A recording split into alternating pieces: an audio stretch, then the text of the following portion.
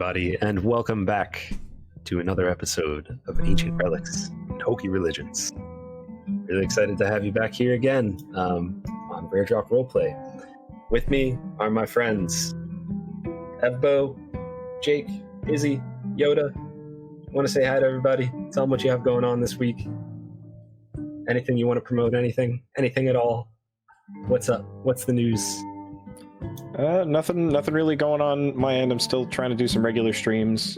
Took the last week off, but I plan on doing some regular streams coming up on my Twitch channel, which is twitch.tv/itsevbo. I'll put that in the chat in case anyone wants to check it out. But yeah, that's about it. Very nice. Yep. The only thing really that I'm doing is I actually have this week off from work because I just want to make everybody jealous, and yeah, I'll just be that guy. No, actually, we're just everything right there. You can see right there on screen now. JnJ Tabletop. If you're interested in learning about Dungeons and Dragons, whether you are a beginner, intermediate, advanced, there's always something to talk about, always something to discuss, learn, and dissect however you want to. But yeah, that's kind of what I got going on this week. How about you, Mr. Michael? I'm just ready for this session of D&D and enjoying my long weekend, which now I don't get to celebrate it as hard because I know you're off all next week. So Gotcha. That's about it for me. Izzee? Yeah, I'm in the same boat. You know, got some butterflies in my tummy, getting ready for this session of D&D. Nothing really too crazy going on, just hanging out and having fun with my friends. Awesome. Great. Well, before we get into all of the things, we're just going to do a little bit of teaching, because we are the teaching game after all. And as you know, if you've seen this before, we kind of explain things as we go along, but we're also going to start doing a little bit more explanation in the beginning. So something I should have mentioned last week, but had a little bit of the yips, so just zoomed right past it. Session 0. Before you start a game like this, before you start any sort of D&D game, it's really good to get your group together, especially if you've never played before. Like us four here, 3 of us have played, but Expo is a new guy here. So it's good to get everybody acquainted. It's good to talk about the campaign, the setting, all that junk, and just kind of figure things out, see what you want to do, make characters, all that stuff, and you do a session 0. So that's what we did for this game. If you want to learn more about that, we do have a video on that on JnJ Tabletop. That would have been last week's lesson. This week's lesson. Jake's going to tell you a little bit more about that. Yeah, so one of the basic things about D&D is obviously combat, right? I mean, every video game pretty much has combat, unless, I don't know. Does Minecraft have combat? I'm showing my, it does have combat. So even Minecraft has combat, right? So if that's the case, then surely D&D can have it. Now, when combat happens, the dungeon master, in this case that would be Josh, he's going to be calling everybody to roll an initiative check. And all that's doing is you're just going to be taking a d20 and you're adding your dexterity modifier to it. And that just lets everybody know what order that everybody's going to take their turns. When it is your turn, you have an action, a move, a bonus action, and a reaction. Now, all of those can be significant. Usually bonus actions kind of like a class feature or something like that. Moving, you move. That's pretty straightforward. But the main thing that you're going to be doing is actions. So right now, we put this little thing here. I know it's probably a little small on screen, but these are a bunch of actions that are located in the player's handbook. Actually, Josh, if you have a moment, can you find out what page number that would be in the player's handbook if somebody has it? And the action is pretty much just the main thing you're going to do on your turn. Usually if you're like a fighter or like some kind of warrior, you're going to take the attack action to deal some damage. If you're a mage of some kind, you're probably going to be using it to cast a spell. But there are other things you can do as well. And some of the common ones might be like dash. If you're going to, instead of like try and do something, you're going to double your movement. Disengage if you want to try and make a getaway and not, be threatened by something. That's usually the kind of action that you would take. But no matter what you're doing, every single turn you should make sure you use your action. Even if you're unsure, like, I don't know what's going on, maybe you can't see, like there's like an invisible opponent, then take the dodge action. The dodge action is going to actually make it more difficult for you to be hit. So there's a whole bunch of other options here, and just to make it really fun, I'm going to put my my castmates here on the spot and just say, Evbo, what would be another action that sometimes someone might take? Besides dodge? Dodge, whatever, dash, attack. Yeah, I mean, you could do dash, you could do prepare, you could do like use an item, that kind of thing. You know, like you pull a lever, something that's in the room. I mean, there's a lot of stuff you could do. Okay. Oh, Izzee wants to go next. I was gonna make that you go last. I am a fan of disengage. Okay. Now, why would someone take the disengage action? To be able to get out of a creature's range without provoking an attack of opportunity, which is a reaction. That is. So a very common thing in combat in D&D is if you leave a threatened space that somebody is, you know, has some command over, if you just try and leave, they can make an attack against you. But if you take the disengage action, they cannot do that. So definitely something to learn if you're going to be playing some Dungeons and Dragons. And Michael, you have another action that you want to discuss? I mean, the help action is always a quality helpful action to use. Yes. Yes. That gives whoever you're helping, it gives them advantage on the action that you're helping them with. I don't know, and you might be able to answer this. Does it help them on anything that they're doing, or do you have to specify what you're helping them with? I believe you have to be. There are some other circumstances there, like let's say if your character and my character are flanking a creature or next to each other in a creature, I could take the help action, and that would make you have advantage on your attack roll. I think you just say, like, I want to, you know, distract it or whatever. But yeah, that's how that would work. And then you actually can do the help action outside of combat. And if you watched last week's episode, there was a couple of times where Echo and Vale were trying to find traps on the treasure chest in the office. And so Echo went to do that, and I said, can I help him out? Make sure he would have better chance of success. So there's a lot of fun things with that, but we actually, in order to make it simple and to not like really bog down things with time, I actually have a video of it up on JnJ Tabletop, which I believe it's command lesson, if I remember correct. We made that. Yeah, so every week we're gonna change what that says, but that's just gonna be right there for you.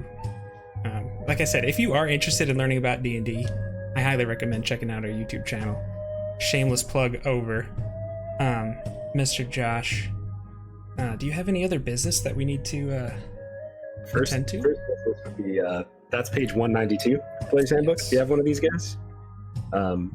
If not, you could easily find it on the internet, watch a video like we said. But all that stuff, it's out there. I know we didn't have any combat in our game last time, but if you were watching Reckoning Hour with Captain Robert and his crew, then you saw some combat, and if you're wondering what happened in that, this is why we did this.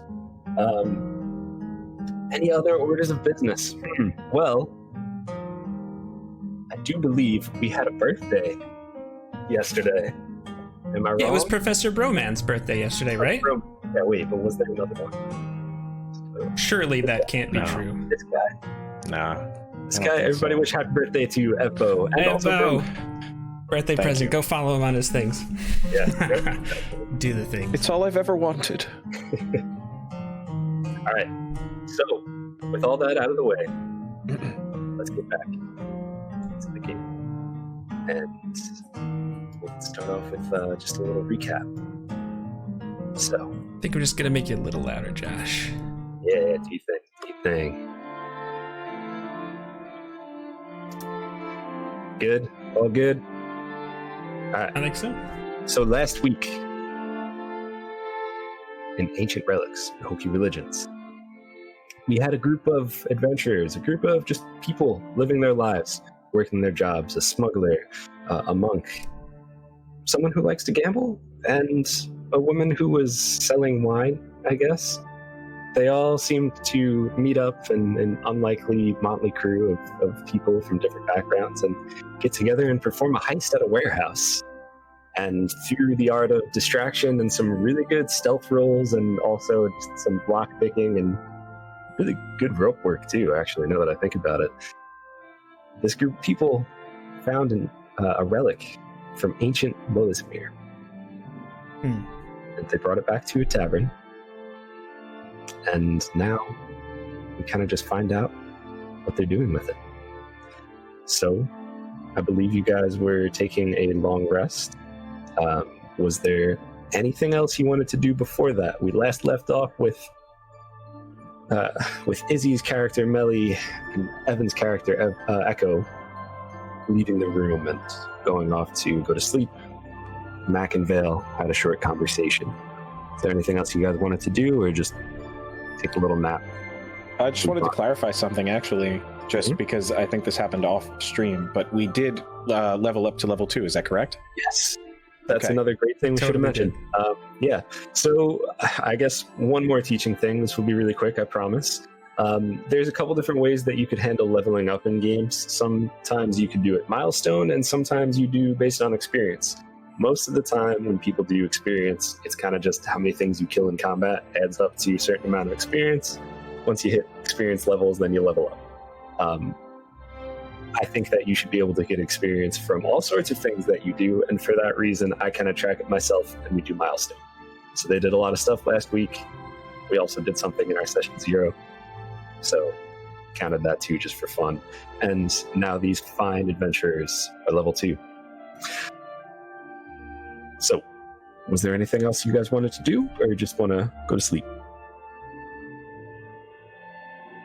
I think it could be either before we go to sleep or whether I wake up early. As a high elf, I actually don't have to sleep. I do a 4-hour like trance. It's like kind of fun little perk.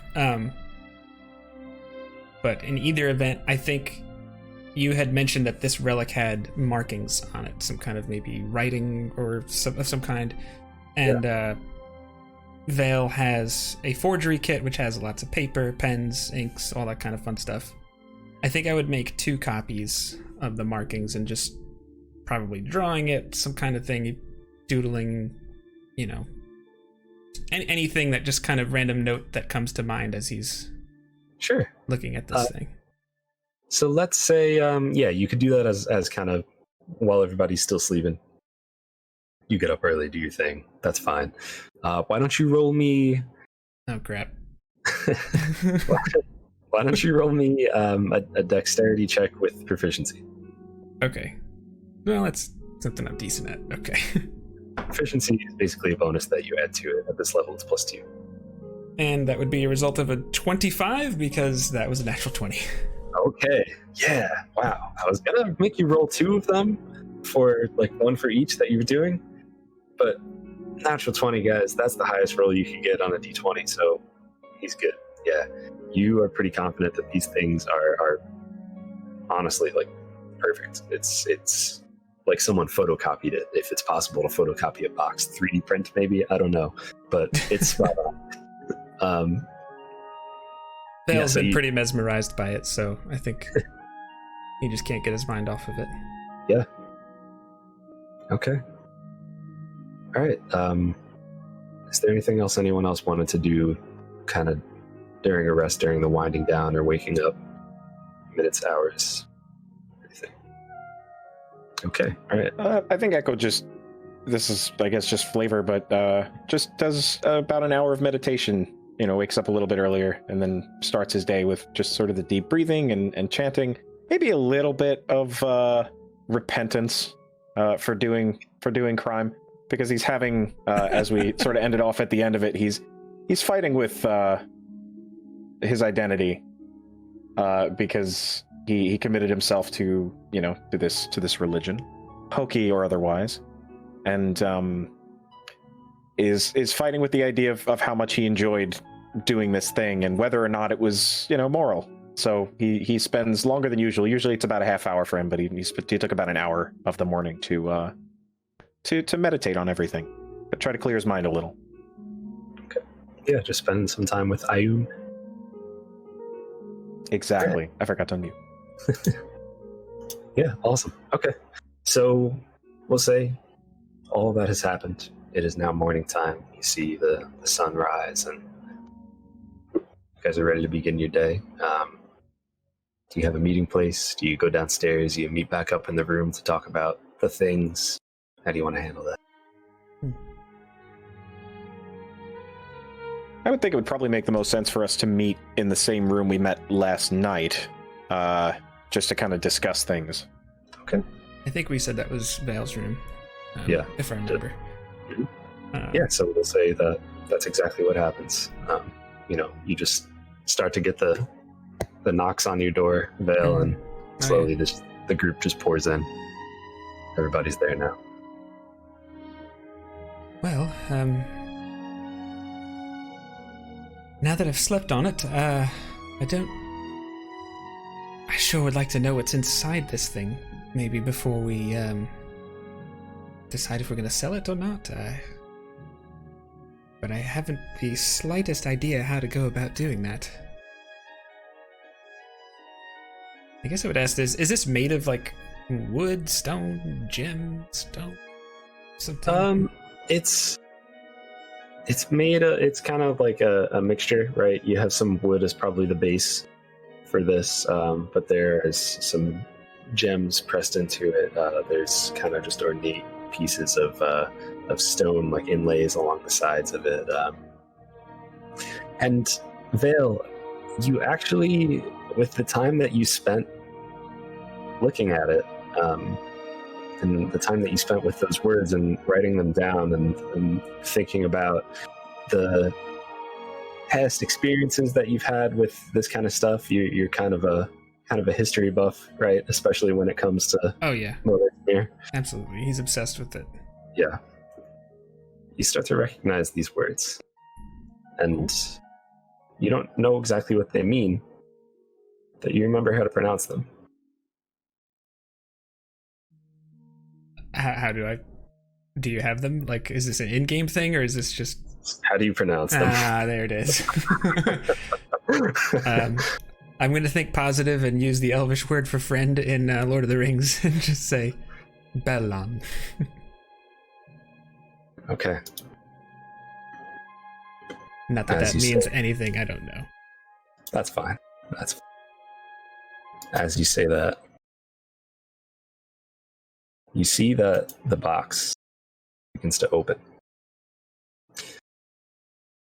And as the box opens... Okay.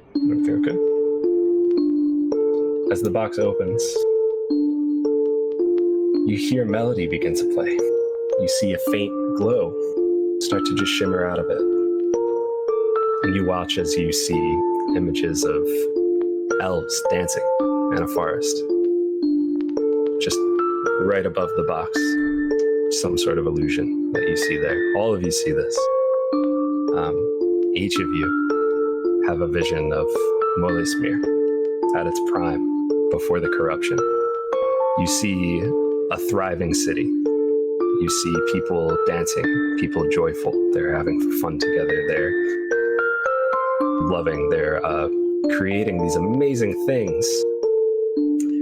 And then you see it all begin to fade away with a menacing purple mist that eats everything and corrupts it and changes it. You see the once beautiful woods of the Salvir Wood turn to something dark, something terrible. Vale, you see yourself. You see yourself in Molesmere.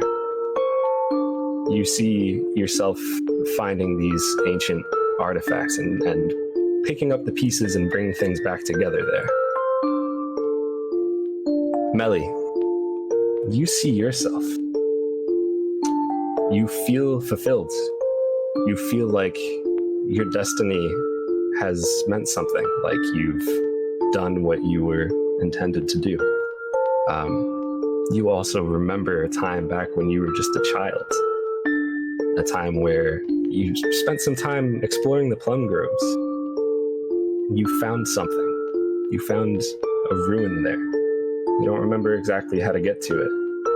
You never really explored deeper into it. But you found it. And you don't really know why you're thinking of this now. Mac, in your head, you are envisioning yourself. You're wealthy. You're happy. And you're not wearing your necklace. But you seem like you're having a great time. And Echo, you see yourself and you feel like you have a sense of purpose. You feel like you have all of these things around you and you don't know exactly what it is still, but you feel like you finally found what you were looking for. And slowly, just as spontaneously as you had these visions, it all starts to fade away as the music cuts and the box closes and the lights go away. Did you all see what I just saw? Yes. At least, I think so. And he pulls off his spectacles, which he is now wearing, and starts wiping them off. And he wipes a tear away from his eye. I think I saw myself during the disaster at Molasmia. I can't believe... I don't even know what to say. And he just kind of looks at the three of you. Dumbfounded. Is this... If this one artifact... It seems as though it's... Is it trying to tell us something? From what I saw, it kind of... my hand just kind of reaches up to my necklace to kind of like hold on to it for just a moment. It seemed like it was showing me what I wanted the most.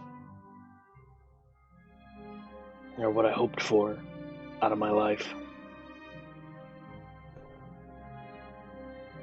Yes, that would fit for me as well. Val just looks at Melly. Did you see something too? I did. I not only saw things, but I felt amazing things and was drawn back to a time from my past. This box is incredible.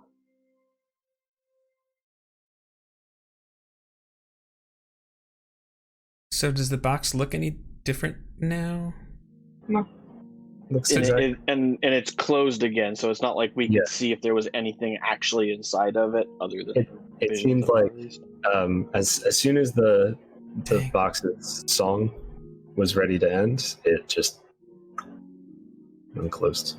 And as it closed, the light kind of back into it, like it was some sort of illusory music box, essentially. It's just crazy.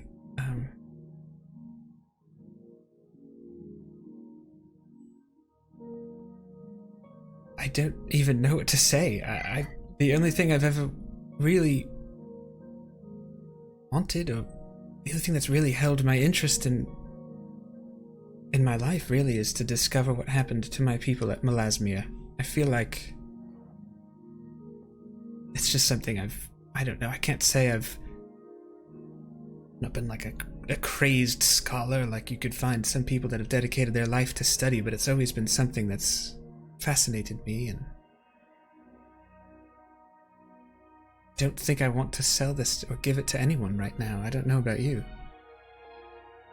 It feels like I it belongs agree. to us, maybe? I feel like it's shown me so many things in such a short amount of time. I can't imagine passing this into someone else's hands. It's like it knew more about us than we do. We can't sell it. We probably need to keep it under wraps then, because, Yes. you know, I'm sure the Mardoon family's not going to be happy, and I kind of figured if we had sold it to the Trebanes that the Mardoons would know the Trebanes got it and just figured they hired somebody to steal it. But if we're keeping it, we're definitely going to have to keep low on that because the Trebanes do also want it. Yes, I mean,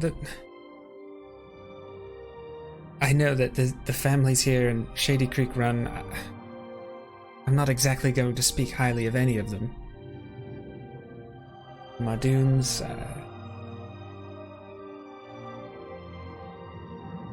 Val looks at Melly a little concerned and says, I'm a little concerned that those people have seen your face, those gods. Yes. I don't know if, who knows if they even know that the box is missing yet. It's not been too long, I suppose, but if we are going to be in trouble with anyone, it would be good to have an ally as well. And working for the Trebane family, for me, at least, it's how I've made coin. It's always where I would prefer to work while I'm been living here, and Lord Darko Trebane has always been fairly good to me, at least straightforward as far as I can tell. So what do you suggest? Do we go talk to the Trebane family? I don't know that we can sell this, but perhaps they might be willing to work with us if we've worked with them. The moment they know it exists, they'll want it. Of that, What about, I have no doubt. I would say, would Echo have noticed the copies of the symbols? I'm sure I probably just left it out on the desk. It's just mindless fiddling and doodling. Well, what if we, I don't know, find a place to store the box or keep it well hidden and just show them these? Tell them that we found it on nearby ruins. Maybe it'll mean something. Interesting. Josh, would I have any knowledge of how knowledgeable either the entire Trebane family or certain people in the Trebane family's organization are about things? I would know they're probably the best, but about like things happening in the city, or about like about Melasmir things. Like if I'm looking at this and I'm correct, you said it looks like some kind of ancient Sylvan or Elvish thing. They are they're like more than I know. Yeah, they're the authority on that subject. Definitely in Shady Creek Run, if not in all of Wildmount, honestly, because that's what Lord Darko has dedicated his life's work to. I would share that information with the group. And I know it's only been a day, but I feel like Vale, I feel like normally kind of looks very self-assured, kind of just whatever. He just seems flabbergasted at the moment.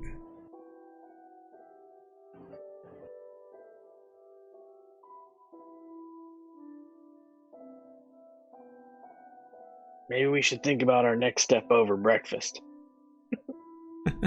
It's not a bad idea. And then I just said, I want to try one more thing. I hold the box in my hand and just say, Bellon. No, here it is again. Which that piece of music was really cool, by the way. The music, you hear, I'll just first, the song starts again. And while you don't have those images in your mind again, the music is very nice, and you still see the kind of light shimmer from it, the elves dancing, and along the trees.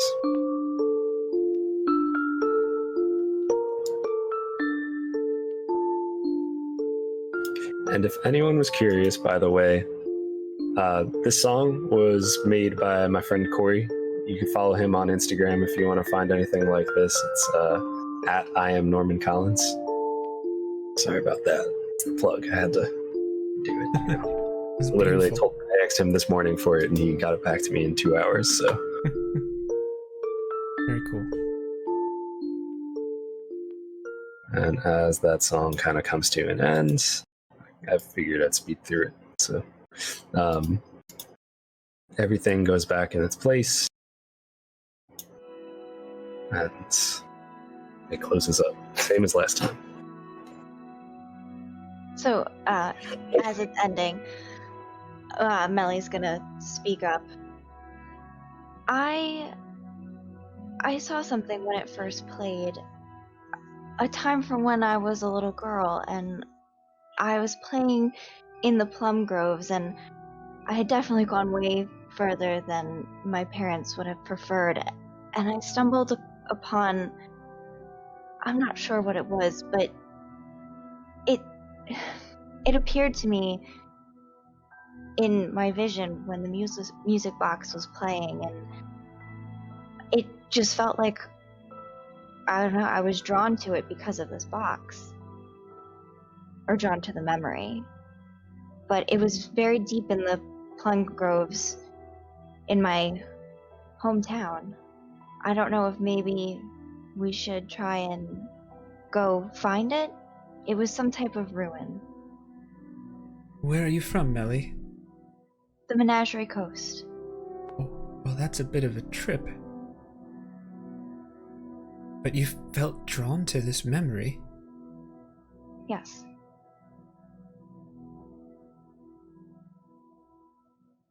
Well, I feel like that might be a place to start. Could you bring us there if we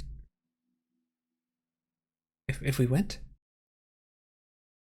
I do think I could get us back there. I only went once because, like I said, I wasn't supposed to be wandering so far away from the farm, but I also have a cart and, you know, some of the family cows with me.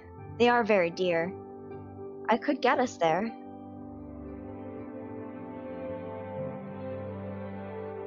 Well, Kinda then what are we waiting shrugs. for? If a magic box tells us to go to a plum grove, I guess we go to a plum grove. I can't think of a single thing wrong with that line of reasoning, Echo. Do we have enough money to make it that far? Always a good point. You probably don't. You gamble away everything you I get. kind of run day to day. Maybe we could find some kind of odd jobs along the way. There's probably always reasons for adventure on a trip of that magnitude. Actually, Josh, how long would it take? I've been selling my plum wine and plum milk along the road. Perhaps I could collect on some of my capital. Oh, Perhaps Carl owes you some gold? You sold quite a bit. Dale just shakes his head. Oh, Carl. DM, is that a possibility? You didn't have 30 bottles with you to give Carl. You had bottles that you agreed to give to him for free to sample out for the night, Okay. and told you to work something out with your sister or whoever else to bring them back the 30 bottles. All right. But he did agree that he would buy 30 bottles. I would also say that Jake Vale, with that vision that he had of Melismere, he also was feeling kind of drawn there as well. To Melismere. Melismere, yeah. Okay. Well, now that I think about things and replay it in my mind, I feel as though there was I feel as though there was a drawing to Melismere that is just fresh in my mind now. Both are true. I just wanted to make sure if I didn't convey that. the first time. No, you may have, but I was kind of just overwhelmed with the song and everything that you were painting. I kind of missed it. Wow. That's certainly closer than the Menagerie Coast. I Maybe don't we have a should- preference. maybe we Just should as long stop there. as we vacate this area, at least for a little while. I am worried about them realizing that the box is missing and connecting it to the one very loud woman that was there. Which, bravo, by the way, you did such a good job. Yes, Oh. well done. Thank you. But I think leaving Shady Creek Run is a very good decision. Melly, out of curiosity, did you ever tell them your name? No, I used an alias. Okay. Well, that's one bit of solace, I suppose. Indeed. What do you say, old Mac? You up for some adventure? I'm up dead anywhere. I don't really have anything going on right now, so why not? Ruins are always a place to make some coin, I guess. It's true, it's dangerous, but I think anything worthwhile usually is. Well, I think maybe a breakfast like you suggested earlier is a good idea. Agreed. We head into the tavern to go from the room to the main I agree. area to get some food. Yeah, so it's down some stairs. Yeah,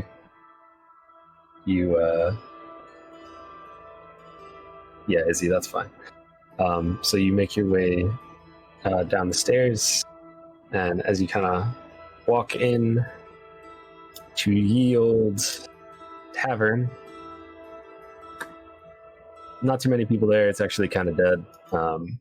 But you do see your friend Carl just wiping the bar down.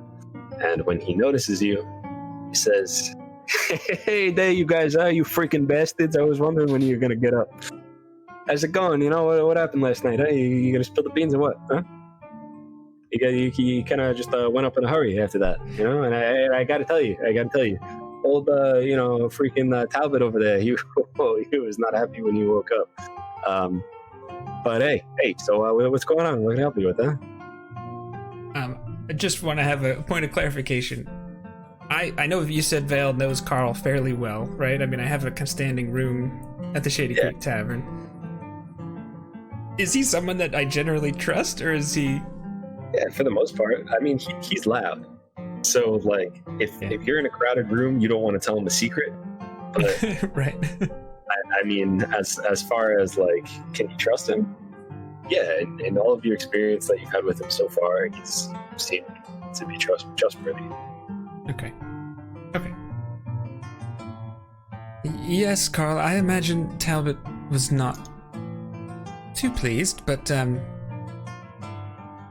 anyways, I think we're going to, just get some food and, maybe play things a little close to the vest right now, my friend. Sometimes the less you know, the better. You guys, you did it, huh? You went to the warehouse, you got the thing? I don't know what you're talking about. You gonna give it to the Trebains, huh? Or what are you gonna do? What are you guys, okay, all right. All right, so what can we do for breakfast? We got freaking eggs. Yeah, that's it. We got some eggs, got some bacon, got some rolls. You know, what do you want? Maybe a little bit of cheese, something like that. Oh, do you have goat's cheese by any chance? Goat's cheese, this guy. Of course I have goat's cheese. Come on. What do you take me for? Then I would love to have some goat's cheese and freaking eggs. All right. Yeah, see? I know I like this guy. What about you? What about anybody else? Everybody, you guys all kind of want the same thing? Something different? What can I do for you, huh? I'll have some ale and some eggs. Ale and some eggs. Okay, all right. I'll try freaking eggs. That sounds good. You could put the goat cheese in mine as well. That's fine. Could I have the same as Echo and Vale, please? Sure. Yeah, you got it. Oh, and do you have a side order of please don't tell anybody what we did last night? What we did last night. Exactly. I like. And he winks and just walks back to the bar. Or walks back behind into the kitchen. Now that he's gone, I like him. Just sometimes he's very loud.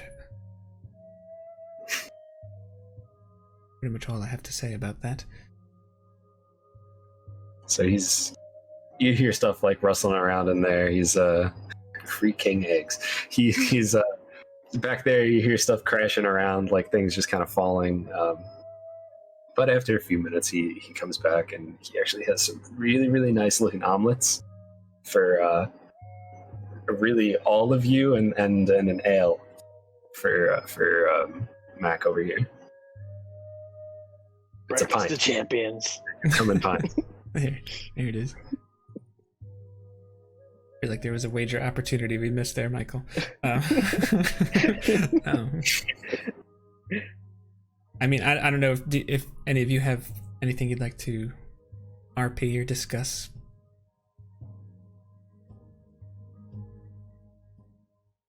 I mean, I would just say that we once Carl's kind of like stepped away a little bit, I would probably say that we should probably leave as quickly and quietly as possible today.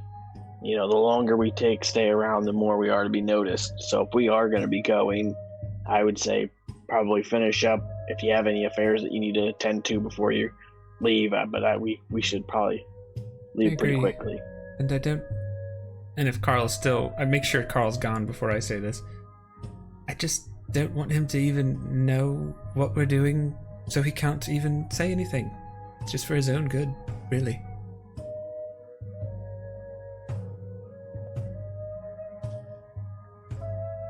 That's fair. I can't say blame him. Call him Carl the Mouth. Shall we eat and leave the coin on the table and go? I think so. Where is the box right now, by the way? I think probably the hidden compartment in Val's pack would make the most sense. And you have it on you. Yeah, I think I would have my things. I would not let that out of my sight, or at least on one of our people. It makes sense. I need a record of it, and for me. That scares me, but I understand. I just want to know where it is. That's it. Yeah, fair enough. But yeah. Would either me or Vale know if there's a back exit to the tavern? To the tavern? Or just of the building in general? Like, is there a back kind of a way to discreetly leave? Yeah, I mean, well, there's always a door through the kitchen, you know that, but it wouldn't necessarily be discreet. Like, it would probably be a little bit more conspicuous than just walking out the front door if you bumped into Carl and walked out the kitchen. But you could try to climb out a window. There are windows in the upstairs. Aside from that, is there a window in any of our rooms? Yeah. So there's a window in each of the fact that he mentioned Talbot being upset, he may be coming back here to look for us, and just kind of hit me. We may want to leave a little bit quieter than just going through the front, just in case somebody's waiting for us. You also don't want to make an enemy of the Grudge Gang, which we may have not made an enemy, but certainly that sounds good to me, actually. If you see Vale just kind of like eating his eggs even a little quicker. He's trying to like... So, if we can't go out the back door and we can't go out the front door, Mac, what are you suggesting? Well, I think Vale's room is on the back side of the tavern, and we can go out the window. I mean, I know it's on the second floor, but we have rope or jump down. I mean, it's not that far. Out a window, all right. I guess I can try that for the first time. It's just for a little adventure. I mean, nothing crazy. Sounds good to me. I think as soon as we go, maybe the better it is. Come There on, would certainly Echo, be a way to get this adventure off on the right and or broken foot. I'm about to say, Echo, have you ever jumped out a window? I mean, come on. Have I ever jumped out a window? Okay, no. See, you're not living yet. But I've jumped off a roof. I did it last night, and you weren't there. So there. Does he really think I wasn't there? It's because I wasn't on the roof. Anyway. So, break a leg, I suppose, would be the right... okay, anyways. Maybe we should get going. Agreed. I finished my pint. Melly, is actually her sister was staying in the room with her. So she's going to go talk to her sister and tell her to leave and to go get the 30 bottles of wine from the Plum Grove and send them back here.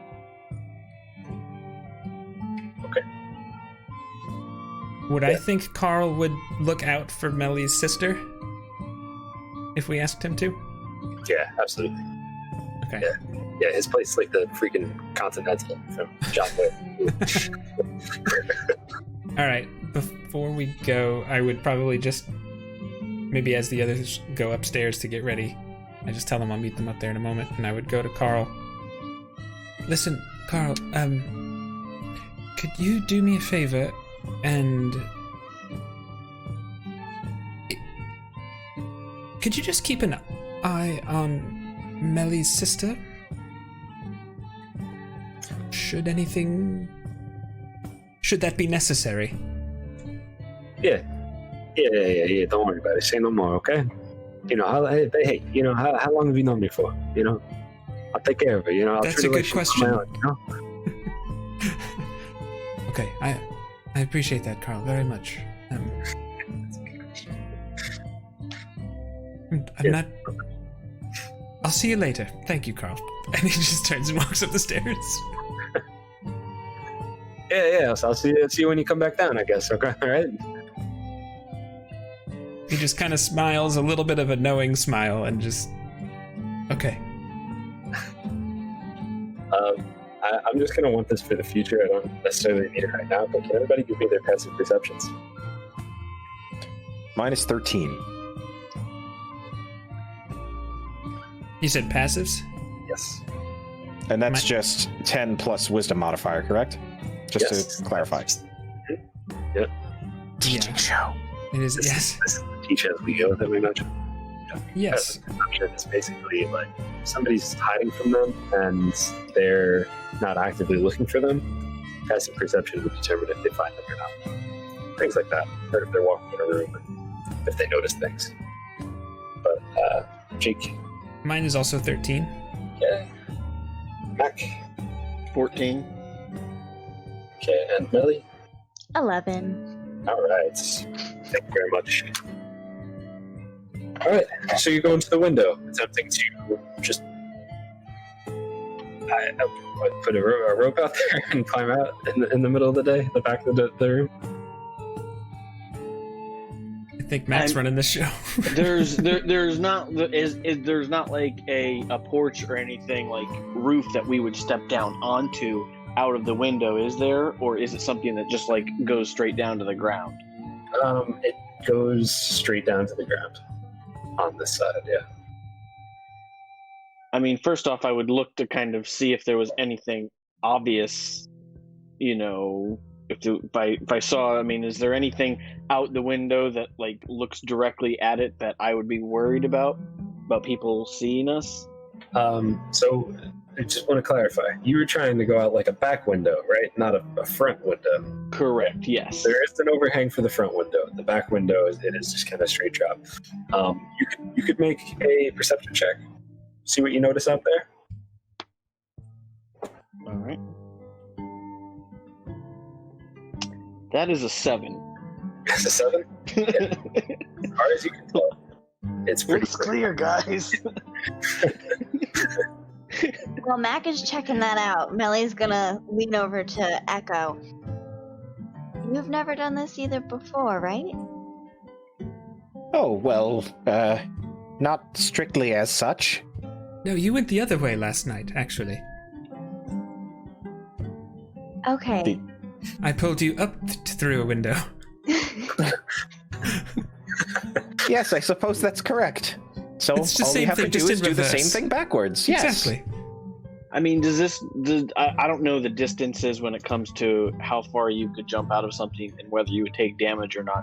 Is this something that we could just kind of like lower ourselves and drop down and be okay, or is this something that like that you would normal people would feel like they would be fine, like lowering themselves out of, or if you were height just to, do we feel? so if you were just to jump like straight out and try to roll or something, that would be tough. Echo could probably do it. If you're trying to like hang down and then drop, let's say that you could probably do that. All right. Yeah. Val just takes out his rope and says, "We're way overthinking this. I will hold this rope. I'm the heaviest of us, and afterwards I can just teleport to the ground." Sounds good. Or I can try and get fancy, but I'll handle that when we get there. I'll go down first. Okay. I would just And same thing and hold the rope and I just want to lower myself down. Okay. We'll say that anyone who wants to just lower themselves down, you can kind of do that with no problem. There's no like rush or anything. It's not like the previous night where you're trying to fly up that rope before somebody opened the door. So yeah, you're fine. I will say, however, that who went down first? The Mac? All right. Yes. As you're starting to go down, there's like a tree a little ways back behind the building and behind the tavern, and there's a couple people just throwing dice on the ground there, and they look and they say, "Is that Mac?" Like, what the hell are you doing? And they just kind of yell that out at you, and it's just, it's not like a friend necessarily of yours, it's just a face you've seen gambling before. And they're just kind of looking at you like, what? Did he just, was it a one night? Was it a what? You're running? Nice. That's what they're going to say to you.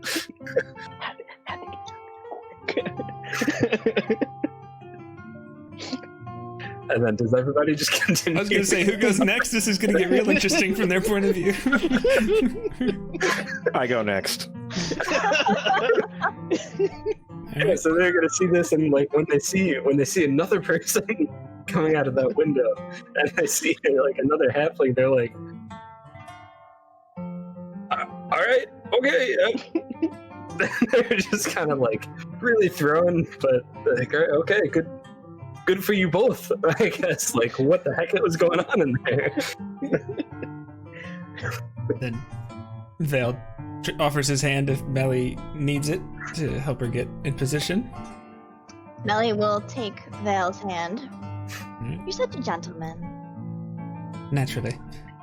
And as this group of gamblers just watches this woman with a cow spot cloak drop out of a window. Oh my gosh, I forgot about the cow. They're just like jaw dropped. They're just confused. They have no idea what to think right now. Mac led them to believe that it was some sort of one night thing that he was trying to escape from, and now they have seen 3 people come out of this window, and they're just like, okay, all right, hey, Shady Creek, what happens in Shady Creek runs? Shady Creek, okay, all right, good for you. All right, Vale gets his rope back up, puts it in his bag, and he's kind of looking. And if I were to not use my teleport, what would I could just lower myself down, like You Max could lower said, or? yourself down and let go. I think that's what I'm gonna do. I'd like to save my teleport Makes if I sense. can. Yeah, that's fine. Yeah, so that I'm not even gonna make you roll for that. You could just do it. Sweet, Fine. that's what I do. And then I just seemed to follow whatever direction the group seemed to go. This is kind of so. The Shady Creek Tavern is kind of just in the middle of. Let's just pull this guy up for ease of. The or no? No, that's okay. That's okay. So it's like just south of Clover Alley, so it's not exactly in the nice part of town, and it's kind of just in the middle of Clover Alley, which is the road that runs through Shady Creek Run. So what are your goals right now, I guess, is the best question for me to ask. You trying to get to Malesmere? Yes, and we're kind of trying to stay at least until we're a good little bit away from the inn, and I would probably even preferably, if we can, till we're out of town, stay off of the main road, just to kind of try to like leave town as unnoticed as possible. So at some point, you are going to have to cross the main road, because the north of the road is it kind of borders the Salvier Wood, which I guess we could pull up the map. Let's just get that for you guys right here. Where's the map? If I can find it, which... That's fine. The heck knows. Yeah, I think Vale just is looking at Melly's cow cloak and just says, I really think you might want to use the other side of that right now. It's a bit... It stands out. What? Oh. We wouldn't want it to get dirty. I'll take it off and like swirl it around, button it back up, and put her hood up. I think that's for the best right now. Thank you. Definitely makes sense. All right. As you guys do that, I know it's a little early, but let's actually just take a quick break, because the DM is about to pee. So. All right. Fair enough. We're still waiting on everybody else, but I am back. If anybody has any questions, happy to answer those. Just type them out in chat. Any rolls we've done so far, anything you saw on the wonderful Robears game that you want cleared up, I'm happy to answer any rules questions that anyone has.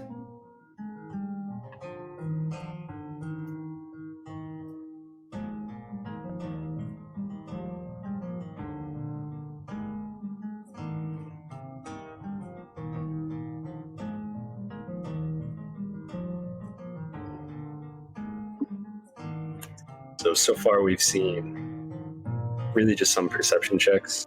Perception is just a skill that's based on your wisdom modifier, and that's something you roll just to find out how much you see of a situation. So because our friend Michael over here rolled a 7, he didn't really notice what was going on outside. So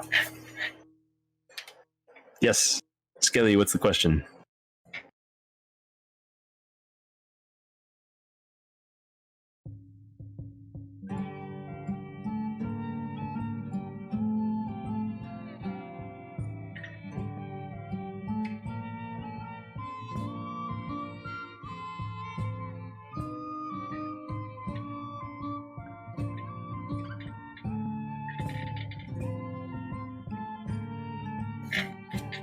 We have a question in chat?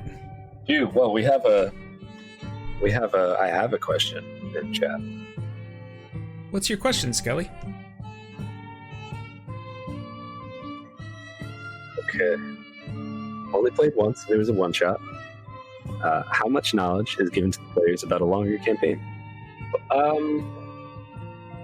That kind of depends. So, if you mean like how much information did they know beforehand about the setting, I think it really depends on the game itself. I mean, for a character, we'll say like a character like Vale. Jake's character, Vale, has been in Shady Creek Run. He lives in this area, and he's been doing a lot of stuff in Malesmere and all that kind of things. So he's naturally going to know a little bit more about that than some of the other party members. That's why I've kind of given him some of the, I guess, opportunities to be like, I know this thing, or I recognize this. And that's really just going to depend on where you're playing, what game you're playing, who your DM is, and what your character is. There's definitely going to be more things that Melly, Izzy's character, knows about the Plum Grove, too. So. Yeah, it's kind of story specific, right? I mean, like in a session 0, you're talking to your DM about what your character, who they are, what they know, what they've done. That's going to shape a lot of it, really. Yeah. Absolutely. And like, if you notice, I was like, what does Val know about this? Sometimes you don't get it covered right away. So. And like, as for this campaign, I don't, and I know the setting that it's set in, the Wildmount, and like where I'm from, where it was, we were going to kind of start out. So like, obviously I could read up some on that. But other than that, I don't know much about what the goal of this campaign is, to a certain extent. I think some campaigns you might know a little more than others, depending on what it is. Like if you're going to protect a town or help a town out, like that's your goal. This one's a little bit more open-ended. But if you're playing the Dragon of Icefire Peak, you're probably going to fight the Dragon of Icefire Peak. Yes. I think we'll just answer the one more and then we'll get back to the game. But High King Mike says, any tips for a new DM? I'm planning on running a Storm Giant campaign soon with the buds, and I just want it to be good. So I don't know if you mean like a homebrew game or if you're running Storm King's Thunder, but if it is a homebrew game, I would probably get Storm King's Thunder and just kind of read through that, because they have some more information on specifically Storm Giants too. Oh, Storm Kings. Okay. So obviously, if you're going to be running Storm King's Thunder, you should read through Storm King's Thunder. Yes, that's a good one. Pre-planned adventures are a little bit different too. Like in this situation, Josh as the DM could kind of week to week just kind of adapt things as to what we're doing. If you're watching Reckoning Hour, that's the same thing. Captain Robert, I believe actually that's a campaign setting that he even created all himself, which is awesome. But when you have a pre-planned adventure like that, it's I think the best advice I could give you, because the Dragon of Icefire Peak playthrough on our YouTube channel is that as well, is to try to be as familiar with the environment that your players are going to adventure in as humanly possible. I mean, some things you just, I don't know, you have to be able to, within reason, depending on how much time you have to prepare. And don't be afraid to tell your players, like, you know what? I would love to do that section justice. I don't know what goes on there yet. There could be a lot of ways to do that, but you want to know the characters involved in an adventure. You want to know the potential traps or maybe motivations of the villains or antagonists. And then you kind of just roll with it. Yeah.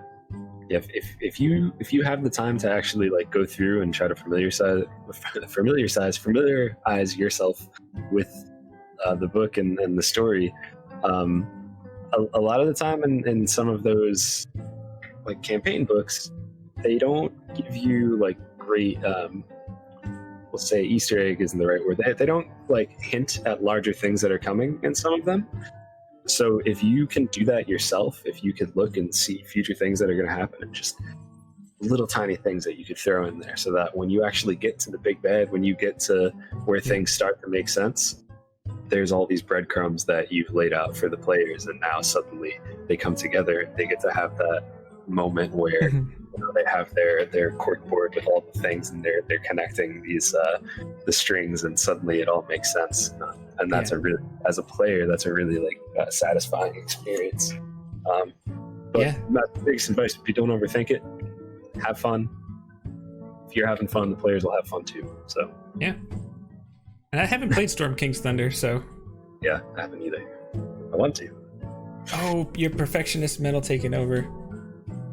I mean, definitely skim if you can, skim through the entire thing, but also, Mike, don't let perfection be the enemy of good. Like, there kind of is no perfect D&D game. Like, Josh is gonna make a mistake today. Evan's gonna make a mistake today. I'm gonna make a mistake today. Everybody's gonna make a mistake today. Like, I've already made mistakes. that's what I'm saying. Like, it's fine. You just roll with it.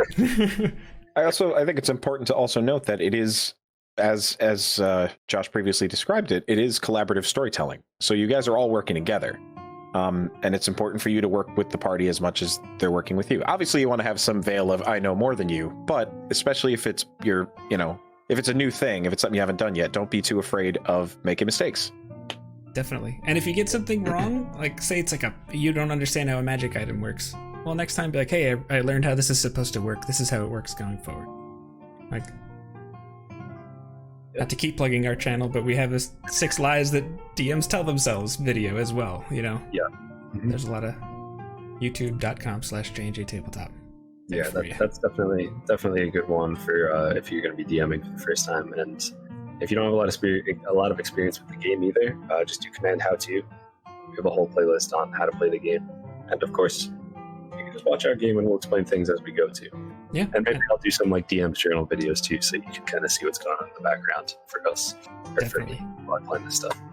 But with all that, and thank you guys so much for asking questions. We honestly really appreciate that, because we can teach you everything that we think is important, but if we're not talking about what's important to you, you're not going to think this is that good.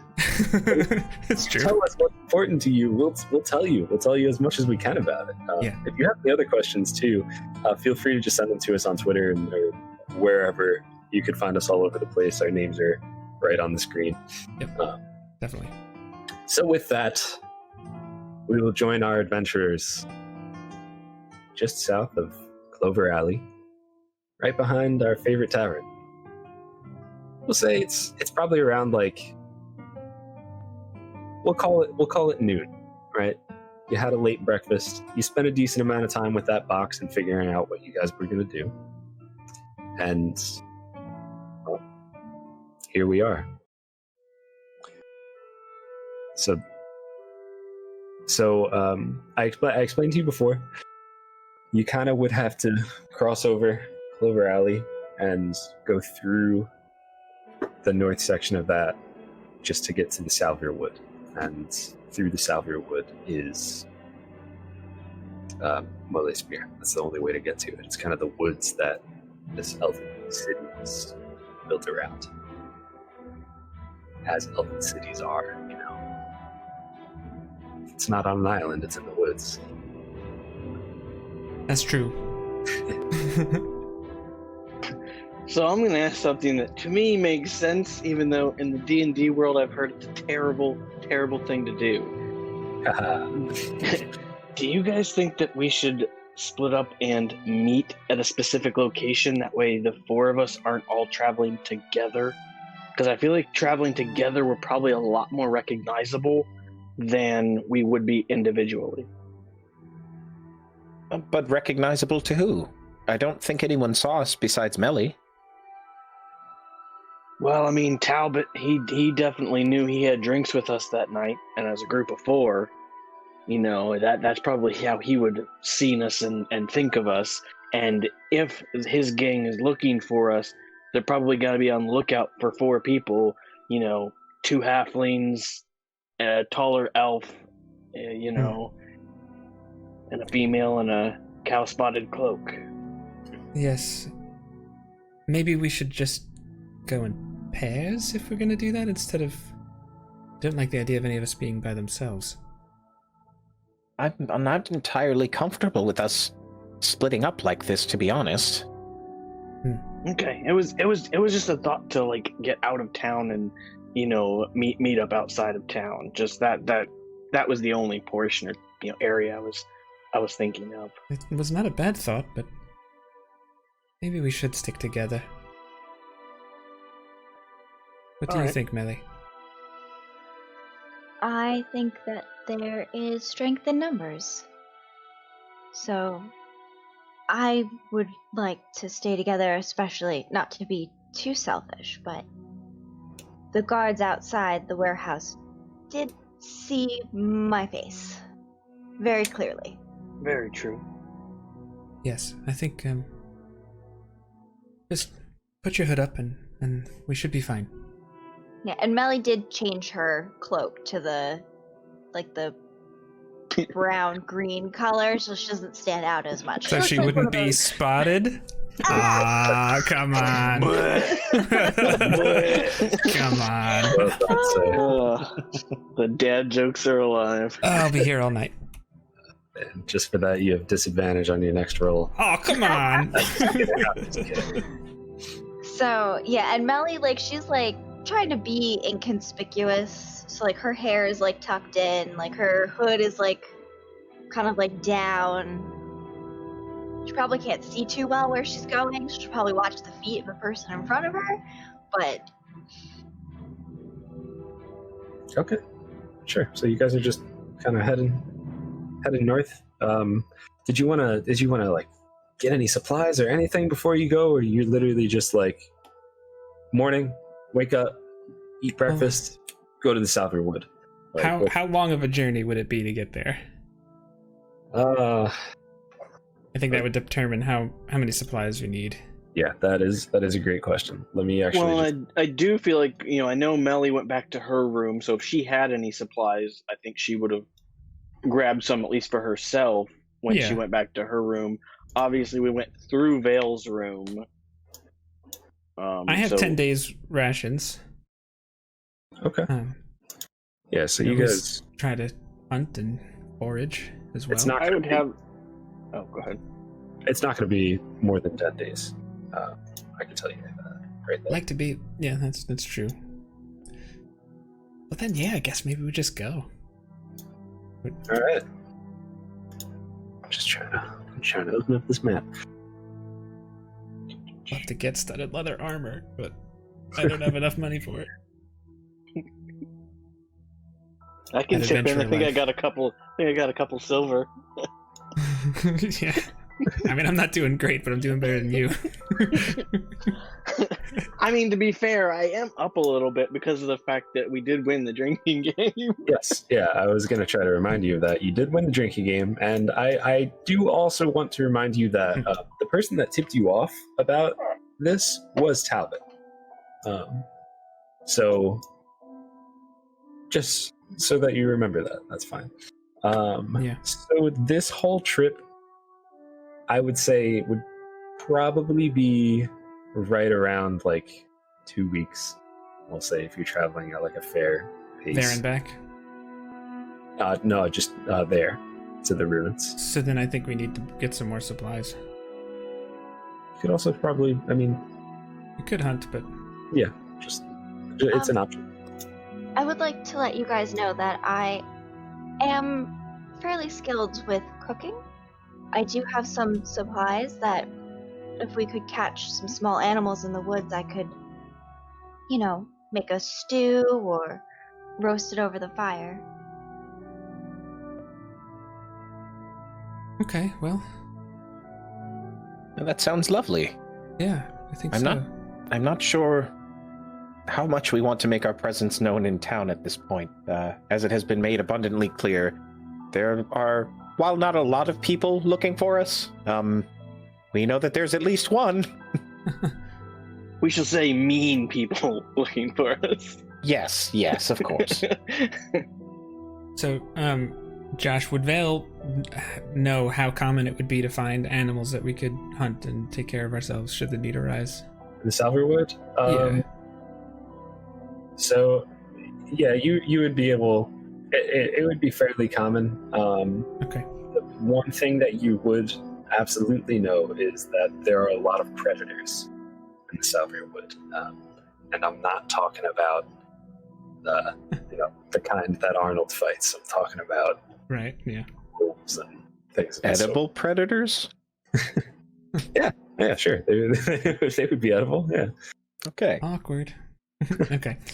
gotta do what you gotta do. I would just say to the group, there's a very good chance this will be a dangerous journey, but maybe just leaving now is the best decision.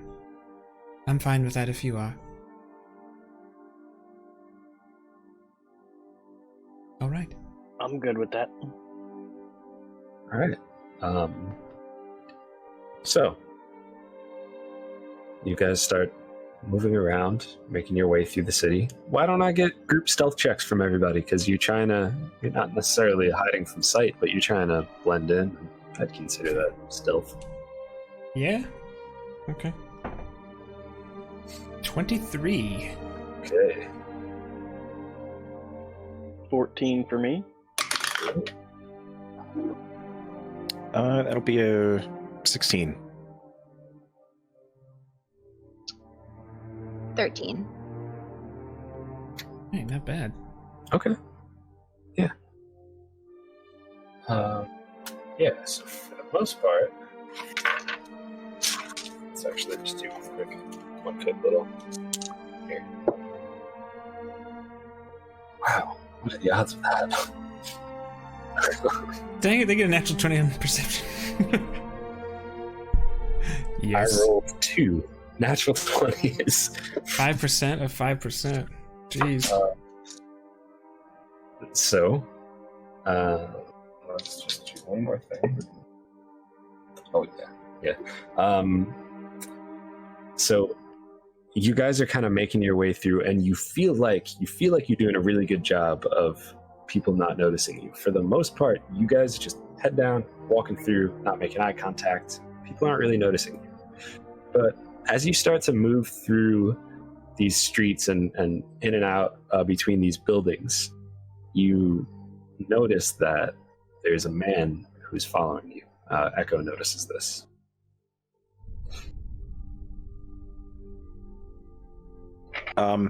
Okay. I guess I notice it in an inconspicuous way, like where he may not have noticed. I guess there's no way for me to know that. But basically, I'm aware that someone is on our back. We'll say you and Mac actually both got this. So just while you've been walking, you've kind of just, as you're just like turning around and looking and taking in the sights, you see that the same person has been behind you for a good amount of time, like probably too long of an amount of time. Okay. I glance over at Mac and just kind of give him a knowing look.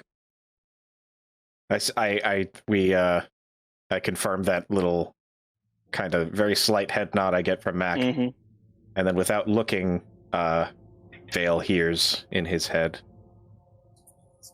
Vale, we are being followed.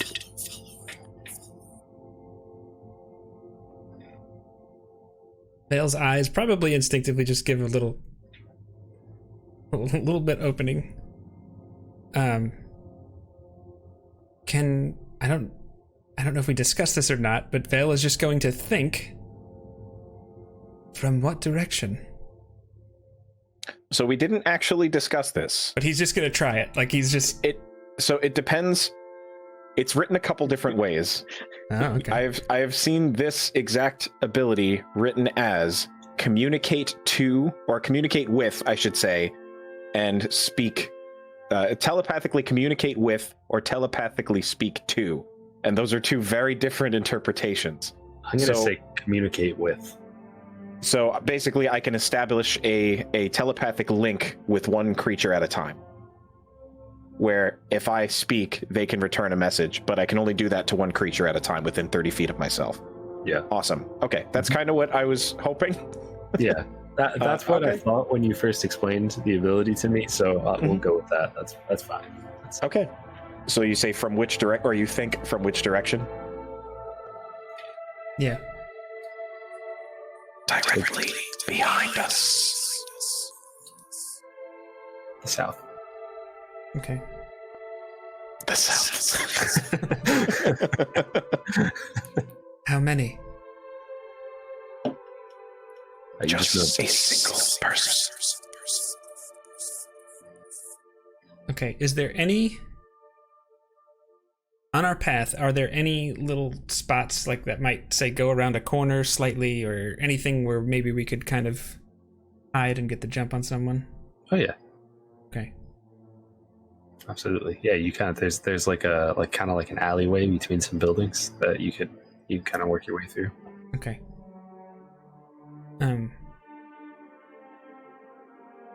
Let's turn the tables, shall we? Agreed. At this point, Vale just kind of goes over to Melly, puts his arm around her, and just very, very lowly whispers, "We're being followed. We're going to try and turn the tables. Just follow our lead and everything will be fine." Melly's not gonna say anything, but she'll nod. You just kind of like, just kind of, and then give space. Okay. So then, yeah, depending on what you describe, I think. Yeah, so there is in sort of like, all right, let's just why don't we do this here? Everybody. Oh boy. You could just open up Fantasy Grounds for now. I just shared a map with you. It is loading. Loading. Oh, this is cool. This did not load right for me. There we go. I think there's Fog of War. That's Yeah, probably why. there's okay. Fog of War. There we go. So we'll say you guys were on this road. Use guys. Yay, Right. token. Let's take a look at. Oh, good. That loaded up in a good spot. This down here, I guess you can't see my map, but straight down, that's kind of what I was thinking for an alleyway type of thing. Open up more too. I've never used the Fog of War feature before. It's exciting. So this guy is coming from which direction? He's coming from the south, and we're heading north? Yeah, here, let's do this. He's like back here. Okay, so let's turn. That's not the south. Well, Yeah, that's why I got a little confused. This is west, okay? Alright, guys. So he's coming from that direction. Yeah, I guess I feel like at this point maybe Mac would be leading the way. I don't know. Or if I'm in front, I guess I would just make a right here and go down. Okay.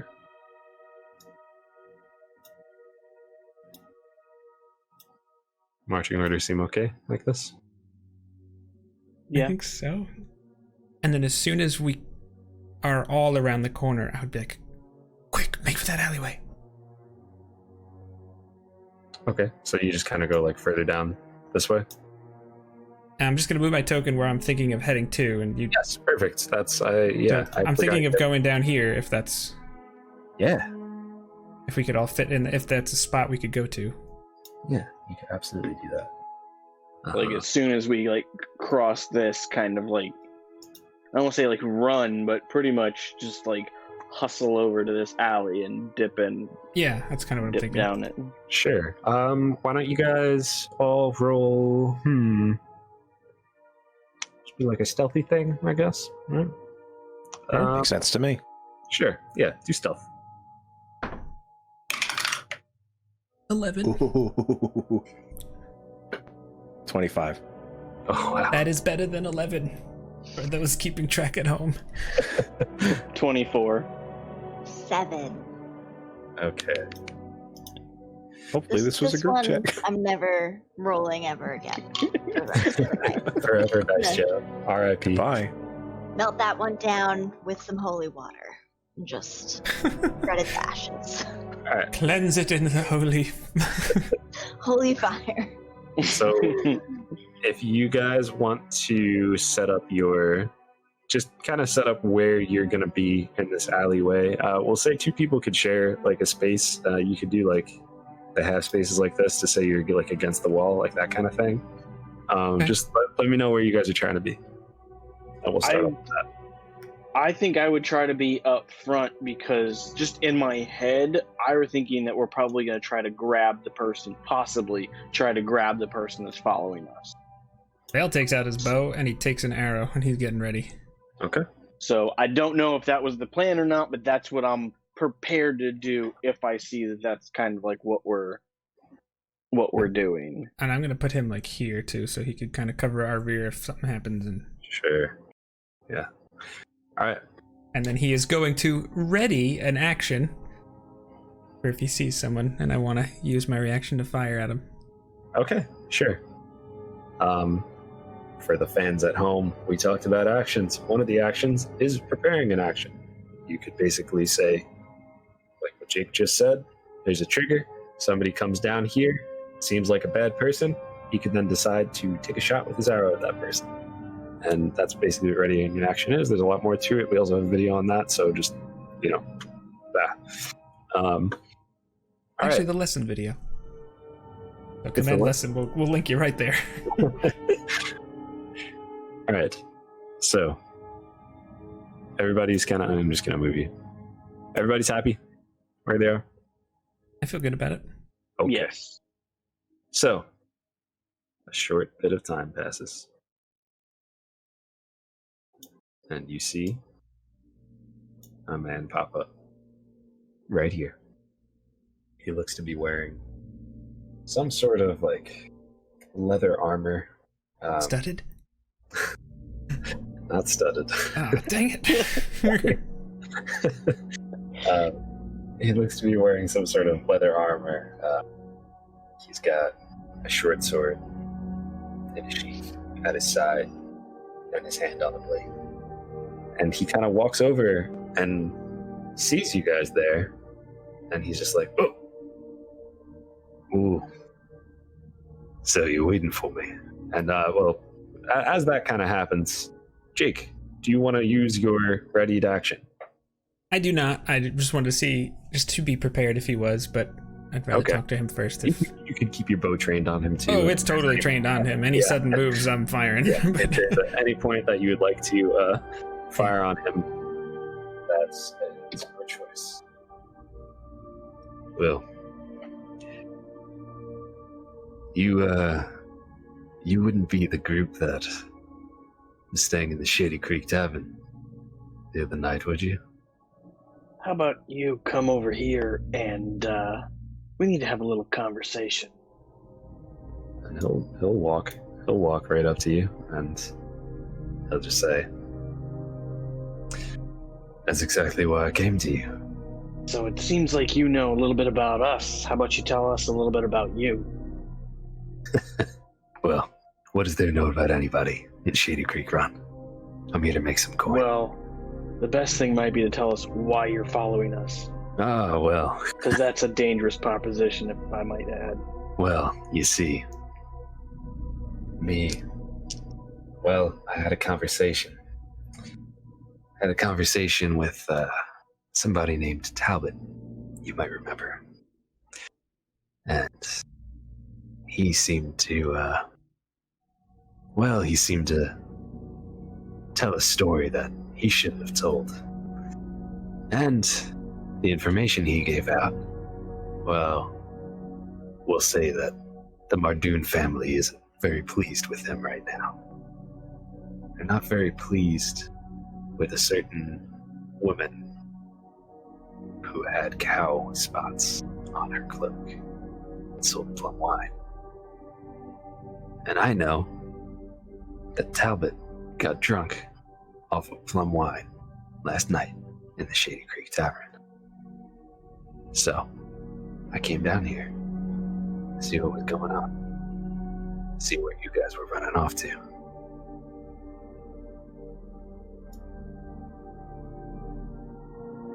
I mean, What else can we notice about this guy?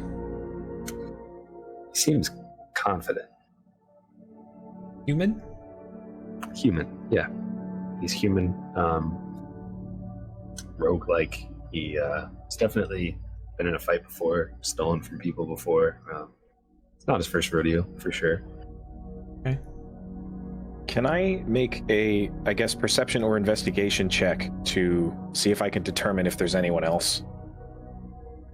Yes, you can. Okay, which should I do for this? I would do perception. Perfect. You've seen if you notice anybody. I was hoping. So I'm not good at either very much. Oh, okay, 15. 15? Yeah, that's not bad. right? 15 is exactly what you needed. You notice a man right there, right behind you now. And you feel like you might have heard some more too. Well, from the way that you're talking, it more of sounds like you're trying to offer us a job than it is trying to find us, per se. Well, how about this? Me and my boys here, we're trying to find an item that was taken. And we think we know who took it. Am I wrong in thinking that? A certain object that was taken from the Mardoon family? From a certain warehouse? Do they have any identifiable marks? Like, I doubt that any of the families are like, hey, I work for the Mardoon family. But like, is there any anything? They don't have any like sigil or anything like that. Right. If you mean, I mean, he's got a scar on his face. He's got like a wicked scar on his face. Okay. But, and I still don't know the person behind me, right? no, you do not know the person behind you. Mac is the party member furthest to the left there, yes? This is me in the back. Mac is above you. Oh, Mac is straight above me. Yeah, Okay. this is Mac. Then yes. I do Ghostwise to Vale. There is another behind us. Maybe more. Alright, I just immediately turn around 180 degrees and have the arrow pointed at him and say, not so fast, you stay right there. Okay, and with that, why don't we all just roll initiative? Yeah. Yes! Okay, yes. First combat of the campaign. It only took, like 5 hours for you guys to get your first combat? Oh, man. So, viewers, combat usually starts with something we like to call initiative. Jake kind of gave a description of it before. Basically, you roll a dex check, dexterity, and that determines... Right, it's dexterity or is it wisdom? Dexterity, right? Dex. Dex. Thank you. Yeah, you roll Dex, and that kind of determines the order in which people go in combat. So, my friends, let me know what you got. 14. 7. 20. 11. Bringing up the rear.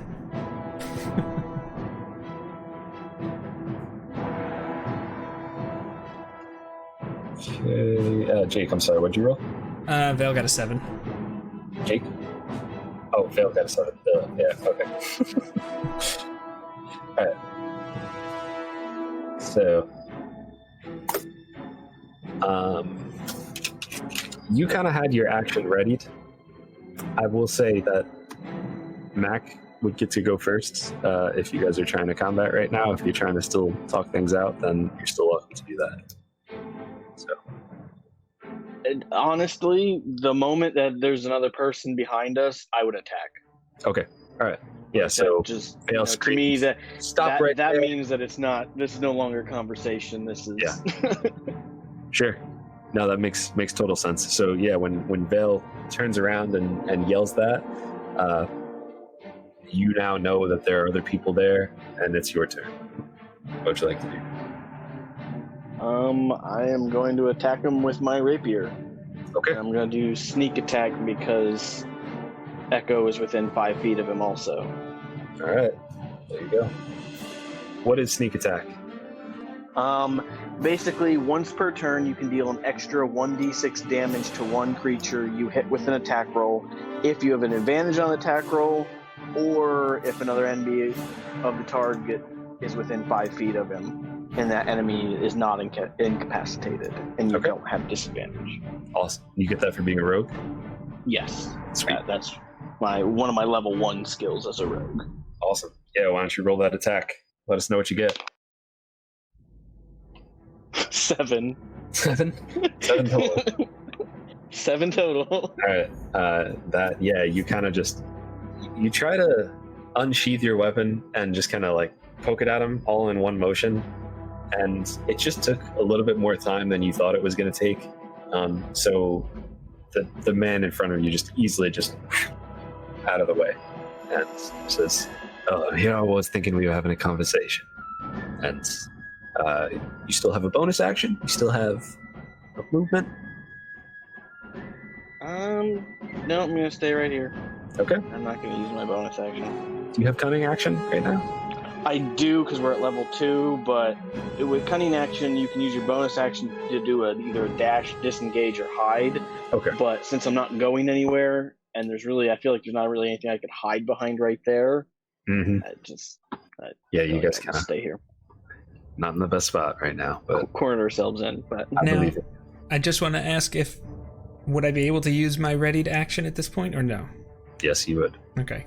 So then, yeah, I'm shooting at that dude behind me. Okay. Yeah, go for it. That's probably going to hit. Let's see. 12 plus 7 is 19. Oh, yeah. That's a hit. 7 plus 3 is 10 piercing damage. Oh, yeah. Absolutely. That is just... Let's just see something quick here. Oh, yeah. Yep. Yeah, I mean, this guy kind of shows himself. You turn around, and this is all happening at the same time. Combat in D&D is simultaneous.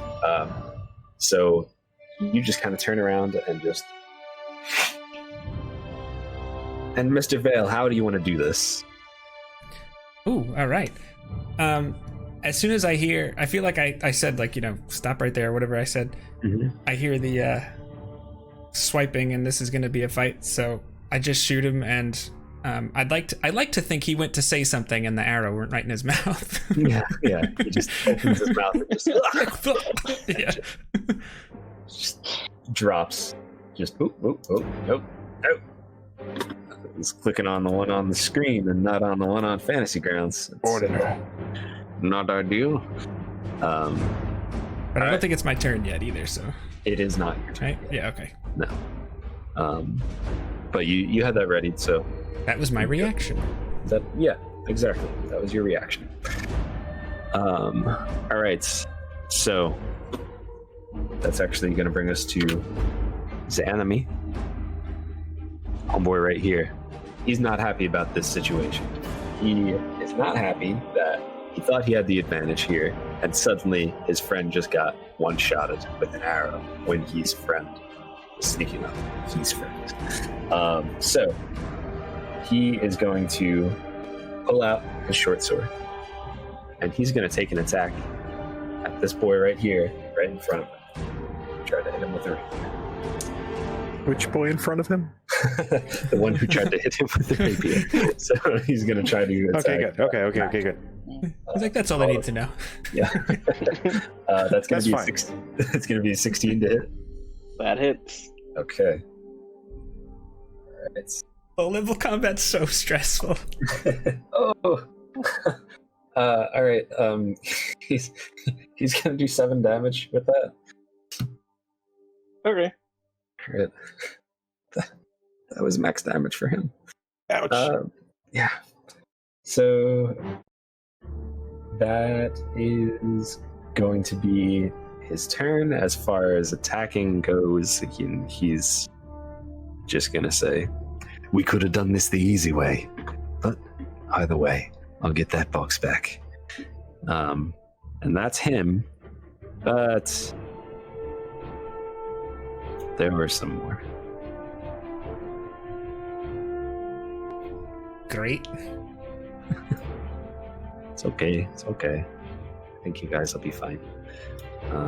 Give me 1 sec.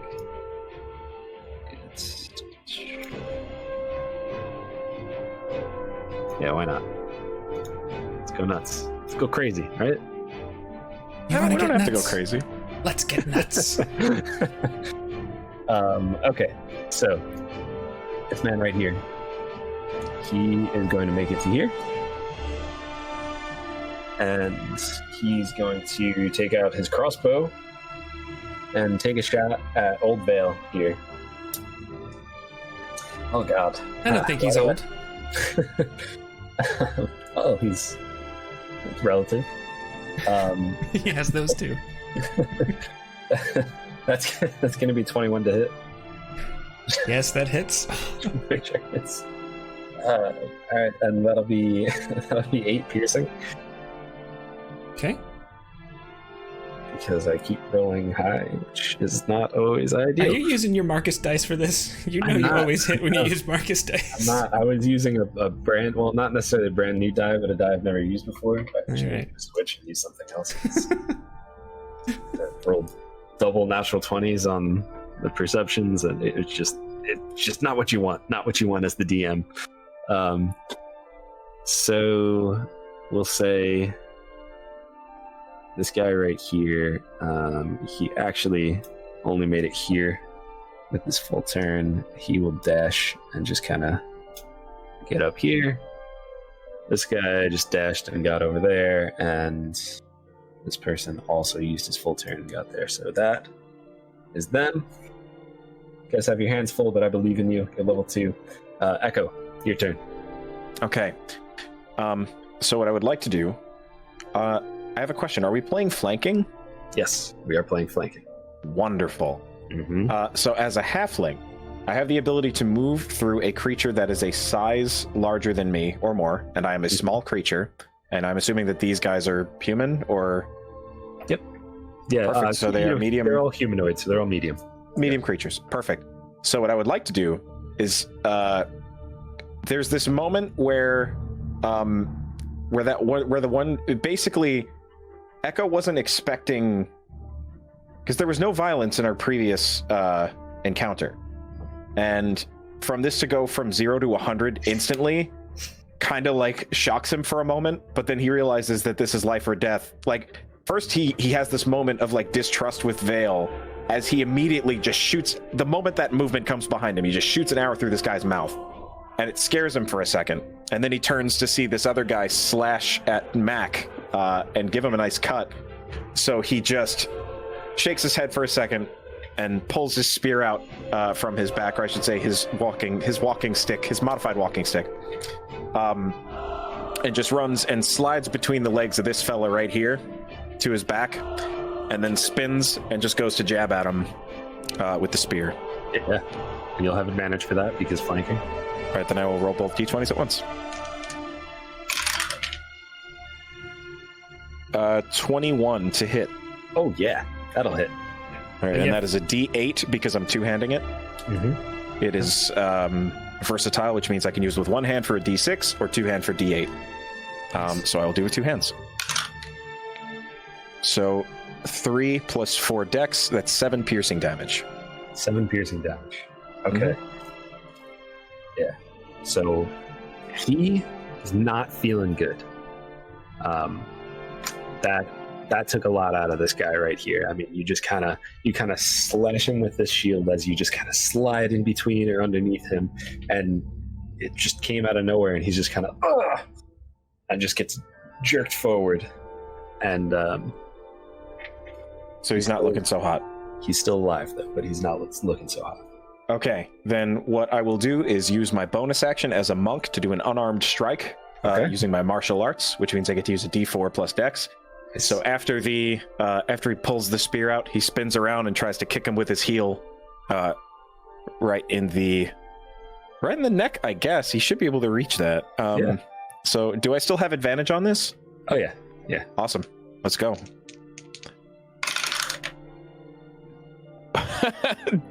Well, I rolled the same number twice, so it's 21 to hit again. Okay. I just rolled 3 15s in a row, which is kind of awesome. Please All keep right, so doing let's that. see. Don't you mess with me. Come on.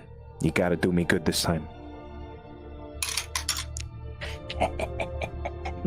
That's a max damage, so that's 8 bludgeoning damage. Oh yeah.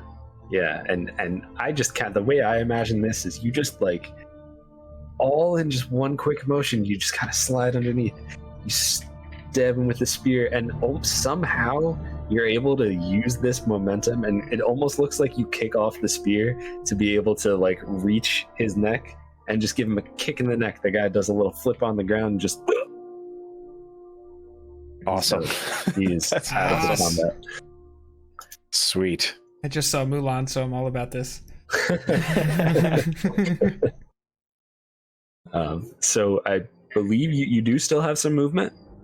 I do, but I am unfortunately within 5 feet of this fella. I don't want to incur an opportunity attack. Mhm. So I think what I do is move kind of around him here. Okay. To give the fella up top a harder time. I'm assuming he has some sort of ranged weapon. I don't want to give him an easy time getting at me. Yeah. So I do that. Okay. Awesome. Yeah, and that actually, I think that uses all of your 25 feet of movement as a halfling. Each of these squares is 5 feet, in case we didn't mention that before. 15, yep. So I actually, because I'm level 2, I have 35 feet of movement because I'm a monk, and I get unarmored movement. Monks, though. Nice. So I now have 35 feet of movement. All right. Well, then you still have plenty of movement left, but I mean, I can't. Without incurring an opportunity attack, I don't want to take the chance. Yeah, I mean, if you want to move like 5 feet back and then another 5 feet, just kind of dance with him, you could do that. But otherwise, you're all good. And that'll actually bring us to Melly. Okay, so Melly is gonna. She's got like a crystal hanging around her neck. She's gonna grab it in her hands like this. And her eyes are gonna glow a little bit, and she's gonna go, please bless them. And 3 creatures of my choice in my range, which is 30 feet, are now blessed, which means that They are too blessed to be stressed. That's right. Yes. they get a D4 when they make an attack, or you can add that to a saving throw. That's so and it's helpful. any attack and any saving throw until the spell ends. Awesome. Yeah. And this is actually something, just to break the fourth wall or whatever for a second, this is something you've seen in Robert's game too. This is guidance, bless. So awesome. Yep, absolutely. Anything else you would like to do, my friend? Can I move down and like hug the wall so I'm like kind of right there. Mm-hmm. Yeah. And I think that's everything that I want to do. All right. For right now, because I can't cast another spell. Right? I don't know if you want to talk about the rules. No, I mean, No. yeah, you can't. Right. You could only do. It's fine. Yeah, Okay. yeah. All right, so you're all good. Okay, so that will bring us to the rear. Vale, you've already used your reaction to use your held attack, and Okay. it's up to you. The first thing I'm going to do is I'm going to use my bonus action and confirm that yes, Vale is a fighter, and I'm going to use my second wind, which I believe that lets me roll a d10 and then add my fighter level. So it's d10 plus 2. Of course, I roll a 1, so I get 3 hit points back, Oh. which is fine. And I'm going to then fire my bow at that guy right in front of me, a few spaces away, Okay. using my extra pyramid. Thank you, Melly. Okay, so I rolled a natural 3, but the bless was a 4, so that's 7. And my modifier is 7, so I got a 14. That'll do. You got it. So I literally only hit him because Melly blessed me. That's awesome. That's 6 plus 3 piercing. Okay. Yeah. So as this guy's kind of like running up on you, because he had dashed previously, or no, he didn't. He shot. I don't remember what he did, but He he's shot running me. up on you. Yeah, he shot you. You just kind of recover, and just with this almost like a glow to you, you just, and it just kind of into his shoulder. And he's still standing? Still standing, but he's hurt. Action surge, Okay. which basically fighters once per short rest can just take another action on their turn. So we're going to go ahead and do the same thing using a different 20-sided dice because that sucked. The superstition. is Okay. Yeah, so that's a 16, 3 for blessed, it's 19, it's a 26 to hit. real. Yeah, that'll hit. And that's 5 plus 3, so 8 more piercing damage. Oh yeah, and just like it's just so fast. It's unbelievably fast that just you let loose 3 arrows really within 6 seconds. Just think about that. 3 arrows within 6 seconds. It's just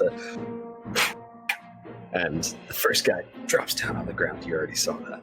Second guy shot you with that crossbow. He gets one in the shoulder, another one right in the chest, and he just kind of and just drops down on the ground. And he's now dead.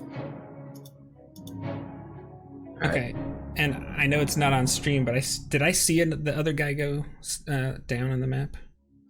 The guy behind you? No, Like who was that Echo killed? no. I'm gonna move the token just so you can see what I'm talking about, and then I'll. Sure. Oh yeah. Let's let fate decide, huh?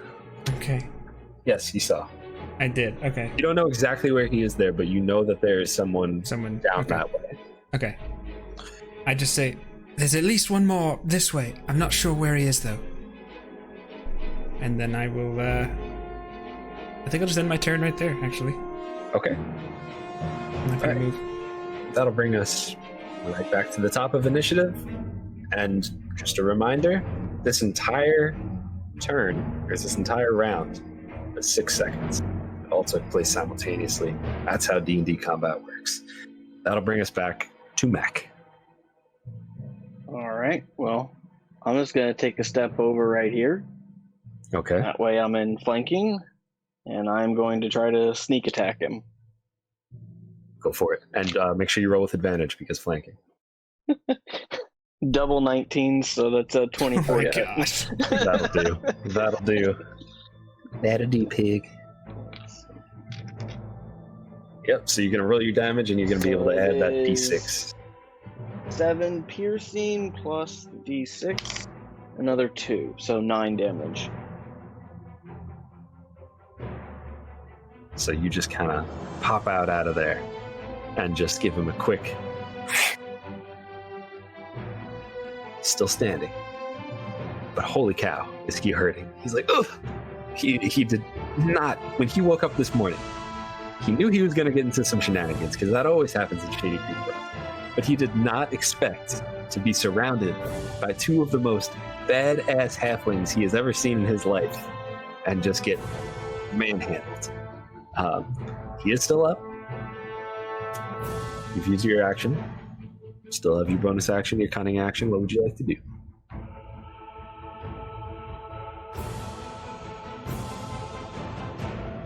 Can I share a space with Echo? That is an interesting question. Since we're both small creatures? I'm inclined to say yes.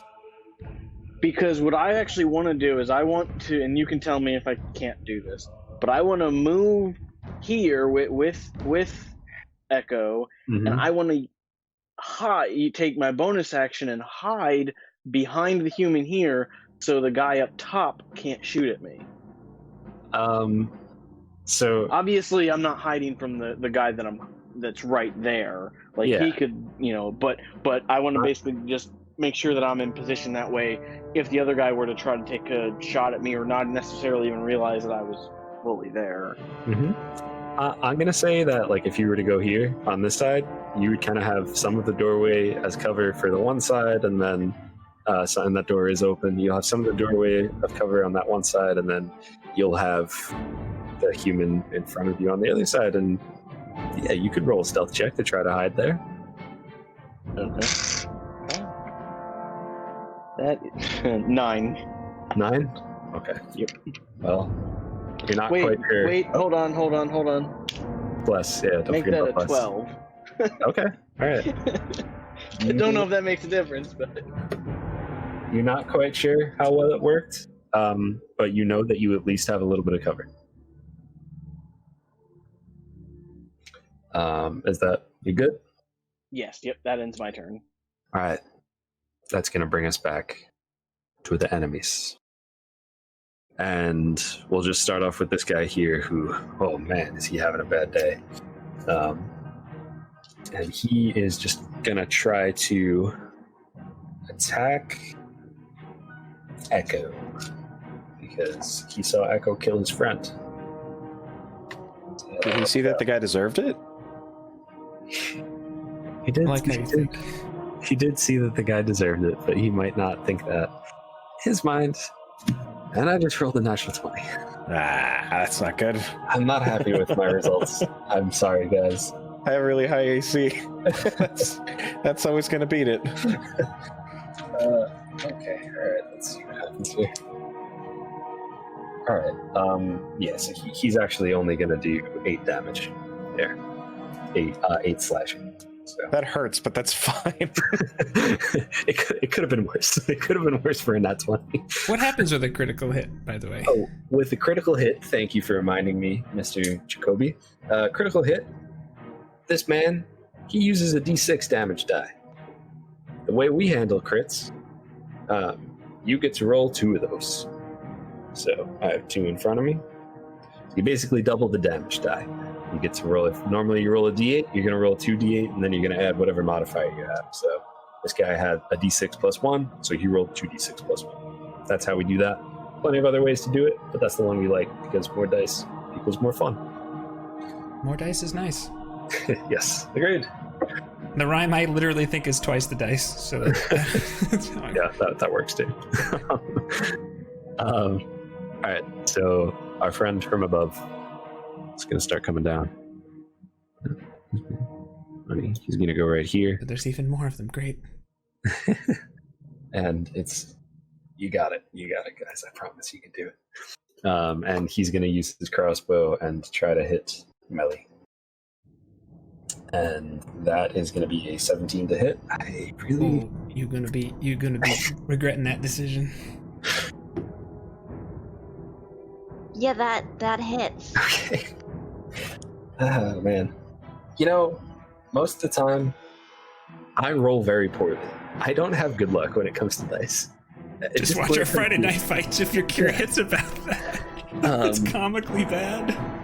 A lot of the time, I compensate for that by adding a couple more enemies. Didn't work out tonight. Combat's dangerous, so. Combat is dangerous. So that's only going to be 4 damage to Melly. Okay. Not to be that guy, but this is a teaching stream. I was going to say the same thing. Go for it. She is concentrating on bless. Yep. Gotta roll that concentrate. Do I trust this one? So when you take damage as a spellcaster and you're concentrating on a spell, you have to basically roll to see if you're able to fight through the pain, and by that look on Izzee's face, I'm guessing not so much. Oh, man. Sorry, hold on. I gotta look at my thing. Now, to clarify, isn't the roll... I believe is it 10 or half the damage, whichever is higher, that you have to beat? Or is it just half the damage? I believe it's 10 or half the damage. I think you're right with that. But Izzee, what'd you roll? I rolled a 3, and then my modifier is a +4. So 7. So we'll wait for Jake to. So what I find is kind of important. Yes. Yeah, and a lot of the time, we would just kind of roll with whatever. Like something like this, we might just make a quick decision on the spot. Be like, okay, well, you just have to beat 10. Since this is the teaching stream and Jake has the book right in front of him, we're just going to give him 30 seconds. And to all our friends who were here for the beginning and they heard that beautiful music box song, Corey the Italian Stallion Clay, or Corey Italian Stallion Clay, Seriously. that's Norman Collins. He's the guy that made that. And he did it in probably 45 minutes or something like that. I don't even know. He's incredible. So give him a follow. So, Evo is correct. It's the DC is either 10 or half the damage you take, whichever is higher. And if you take damage from multiple sources, it's multiple checks. So anything that's... But wait, you should have... does that include... You should have proficiency in Constitution saving throws as your class. Yeah. Does that make the difference by any chance? Did you already add that? Okay. Well, that would bring it to 9. So just missed it. So close. Sorry, guys. We were too blessed. Yeah. Wait, Too blessed to contain. Does she get blessed for her check? I know that I don't. She I was have not to blessed. Bless We were. myself. Oh, okay. I gotta- didn't know if it. You gotta included her or bless not. yourself before you wreck yourself. All right. Someone needs to clip Skin that. That's way stinks. too terrible. Not to... Okay, so we do have one more enemy who's going to go 5, 10, 15, 20, 25. He's going to try to get up in melee with This guy I Veil. don't like so much. He's going to roll the first ever die that I ever bought. Oh, And he rolled a 9. okay. Does that hit? A 9 misses. A 9 misses. Yeah, so he just kind of runs up. He takes his scimitar out and just kind of just swings right past you. With that, back to Echo. You did it. You survived. Okay, I forgot to unmute. Okay, so I don't think this will matter too much, but just for future reference. So I can attack as a bonus action, but only if I take the attack action as my main action. Mhm. Does it matter what order I do those in? I'm gonna say no. Okay, just curious. I think most of the time people would say yes, but I don't care. I'm gonna say no. Okay. All right. So I'm DMs gonna can just do that? DMs can just do that. All right. So I'm gonna kind of do a similar thing to last time. I'm gonna slip past this guy, not through his legs, just kind of around his side. Okay. Just kind of run right past him, and then spin and try to jab at him with my spear. All right. So we got a 6 and a 19. So with mods, 25. Yeah, you're good. You got him. Okay. And D8. 6 plus 4 dex is 10 piercing damage. How Let's go. would you like to do this, sir? Let's go. I don't think anything too. Yeah, you know what? Let's do something fun. So I slip right past him, and then grab the spear with both hands by the end of it, whip it around the back of my head, and trip him under his legs, causing him to sort of fall and smash his head on the floor.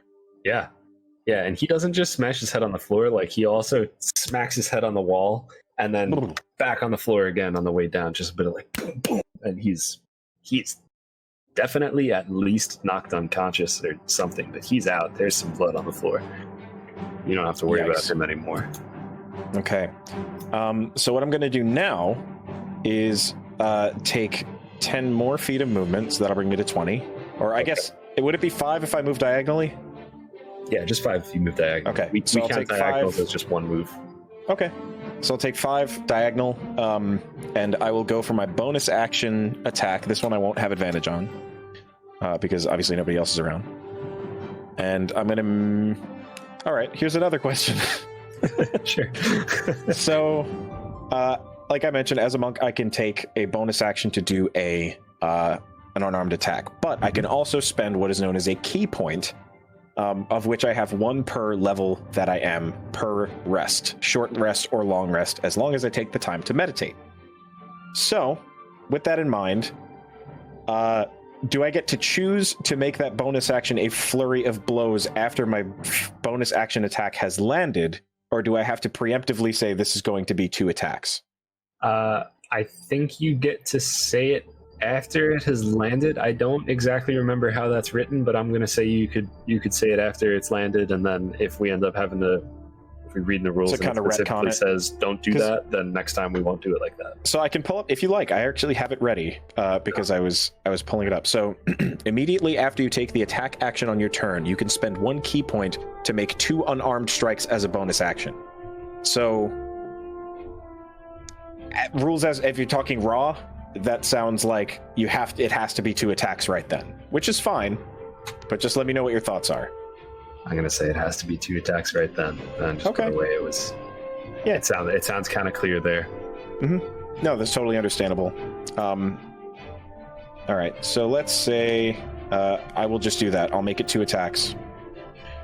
So my first unarmed attack is going to miss. That's an 8, so Okay. I know that misses. But then I follow up with another. Okay, 13. 13? Yeah.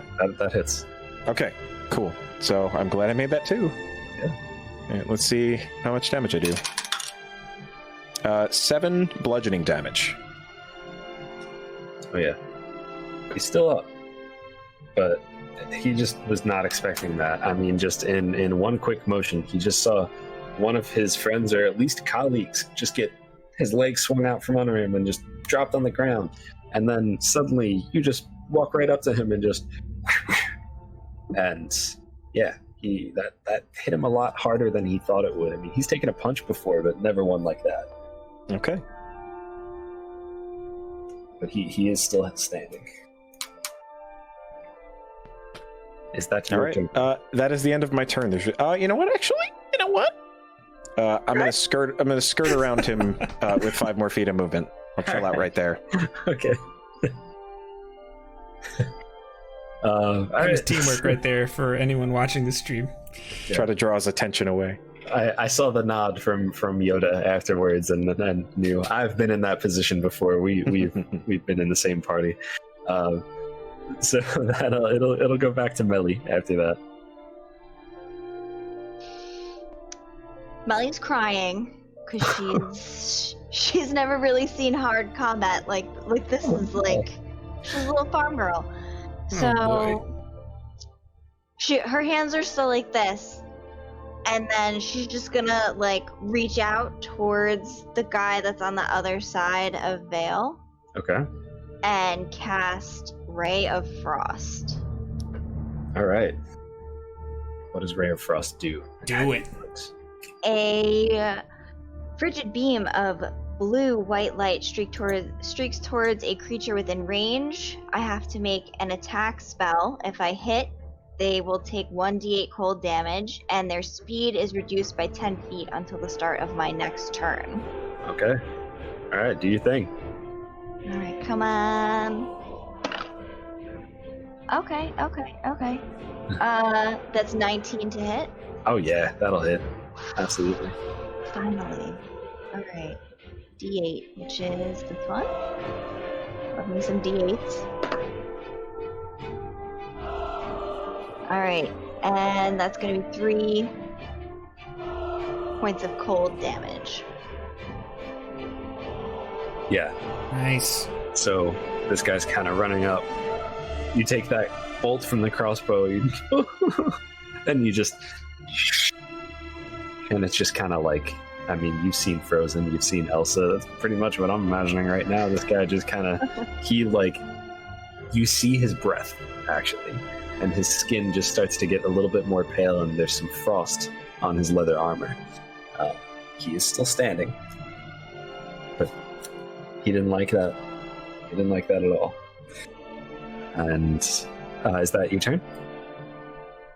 I am going to move myself. Okay. Actually, because I can do that. Mm-hmm. Let me just look. I'm gonna go, let's see, 1. And can I just yeah, you know what, I'm just gonna stay there. And sorry, I need to look at what these are, because that was a cantrip. Mm-hmm. And I did that as my action. So as my bonus action, I would like to cast Healing Word. Mm. And I'm going to cast that on Echo. So it's 1d4 plus 4. Thank you. I'm squishy. Yeah. Okay, not bad. That's 7 points of healing. That's Heck excellent. yeah. Thank you so much. That's very good. Let's go top you up a little bit here. And we'll just backtrack a little bit. Before, when Izzee went, she said, do we want to explain the rule on that? She was talking about the rules for spells in combat, basically.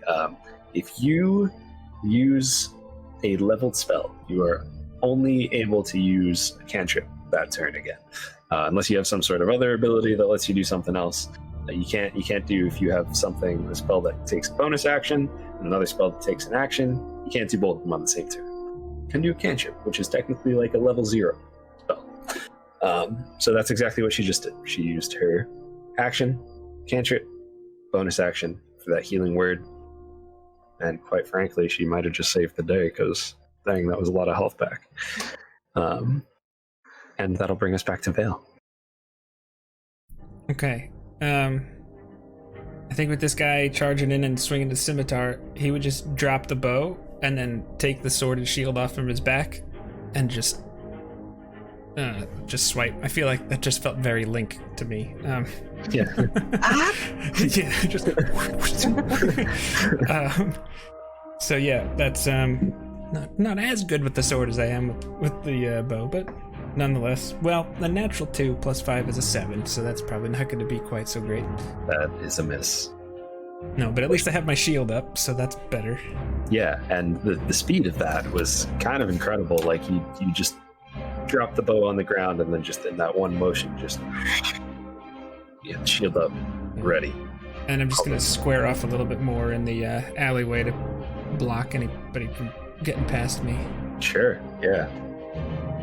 And, yeah, I don't really think I'm going to do anything else here. Yeah, okay. I'm done. All right, that brings us back to Mac, top of initiative. All right, I'm going to go ahead and move diagonally up to here, to behind for some flanking, and do a sneak attack against him. All right, go for it. Remember to roll with advantage. As I'm sure you will. That is a 13 to hit. 13 hits. That was a rough roll with advantage. These guys, there were a good amount of them, but... Let's say the universe is evening out on some of those rolls, Michael. 13 damage. 13 damage? Michael, how would you like to do this? I just kind of like want to run up behind him. I'm just kind of thinking that his eyes and whatnot are following Echo, and I just take my rapier and just kind of like thrust up, because I'm only 3 feet tall. I thrust up and just kind of like go at his heart, from like lower back, just kind of like going up through his chest. Yeah, just this like, Echo, actually, you see it from the other side. You see the point of his rapier just burst through this man's chest, and there's just a spray of blood as some gets you in the face, and he just goes, ah! And as Mac removes the rapier, he just kind of it's almost on the ground. Sorry about that. I just smacked my mic.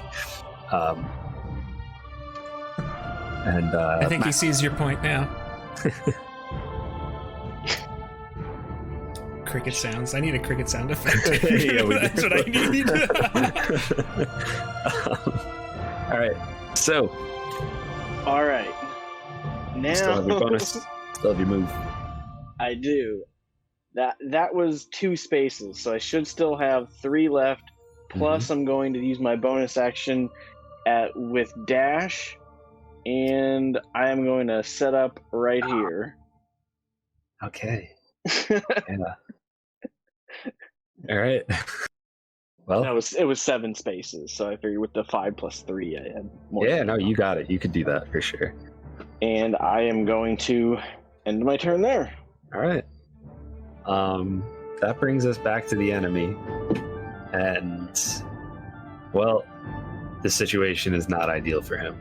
If you didn't box him in just now, the look on his face, he probably would have run away.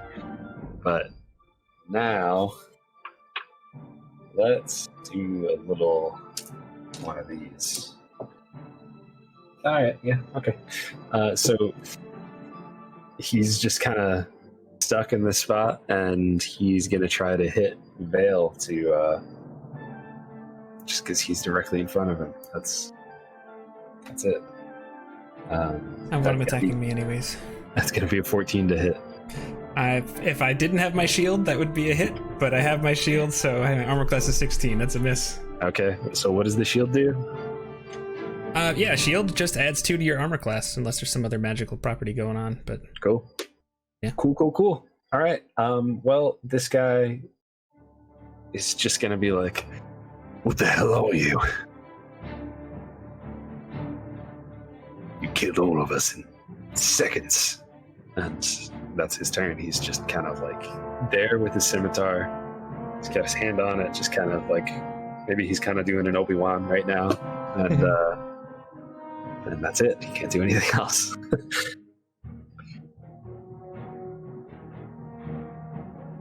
Actually, nope. Yeah, that's it. Sorry, that means it's Echo's turn now. Okay, I thought so. I just didn't want to assume. I was like, why is no one doing anything? Oh, yeah, I didn't tell them.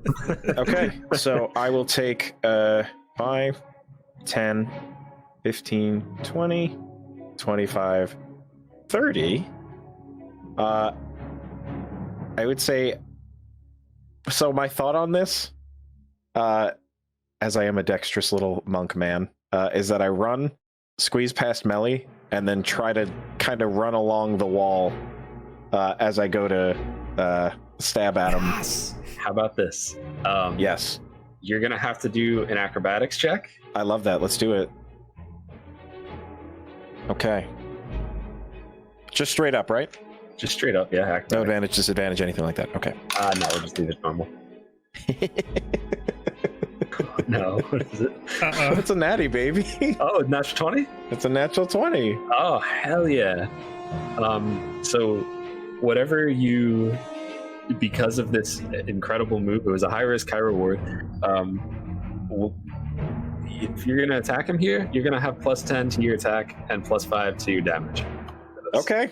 I love that. Let's do it. And I assume I still have advantage on the attack because he's sure. I'll give surrounded. you advantage on the attack. He's surrounded, and you rolled a nat 20 on your acrobatics check to get around him. So. Yes. Okay. So with with a +10 and with my modifiers, that's a 32. Yeah, you hit him. Oh my word. You hit Hit him. him twice with that. He gets hit. Max damage. So that's Let's go. 17 piercing damage. Yes. All right. Do you want to just describe what happened here, what we just witnessed? Because Yes. So with blood on his face and a kind of fiery defensive passion in his eyes, he wipes the blood. He hears the guy say, "What are you?" And without saying a word, just lowers his brow, runs, squeezes past Melly, jumps, kicks off the wall, kicks off the other wall, and just drives straight down into the one space where his armor isn't going to fit, right at his neck, and just drive it straight down and drive him into the floor. yeah, Perhaps sliding a foot or two upon landing. But I don't actually think he says anything. I think he pulls the spear back out and then just sort of kneels down for a second next to the guy, and maybe just closes his eyes for a second. It's not entirely clear, from an outside perspective, what he might be thinking or saying. Okay. Yeah, he just kind of kneels down next to the guy. All right. As he does that, I kind of kneel down kind of near the guy also, and I go, "Who we are, not to be trifled with, that's who," as I wipe my rapier off on this cloak and then put it back away. Yes. Damn. I was so expecting someone to just go, "I'm Batman," or something like that. Who are she? Where is she? Yeah.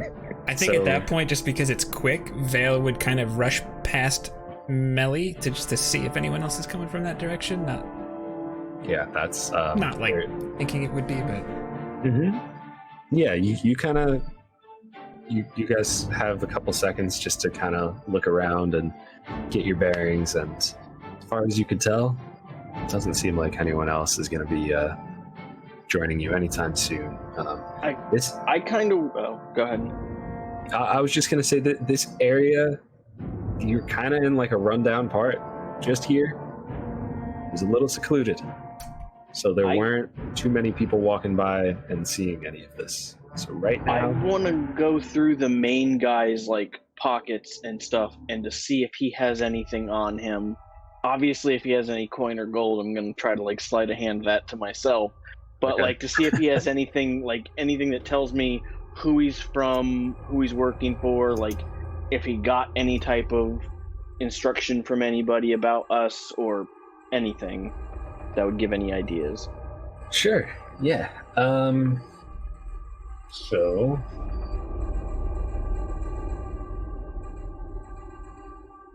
Why don't you do this? Why don't you roll me an investigation check? That is 16. Okay. With the 16, we'll say you find. Well, we'll get to the gold in a second. But with a 16, we'll say that you find a note, and it has the Mardoon family kind of crest punched into it, and man of many few words, all it says is, "Get me my box back, and you will be handsomely rewarded." That's it. That's all it says. As soon as Vale is satisfied, I'm guessing we're out of combat now. Yes, yeah, you guys could drop combat. As soon as Vale is satisfied that there's no more danger, he would, sheath his weapons and get his bow. And Melly, are you all right?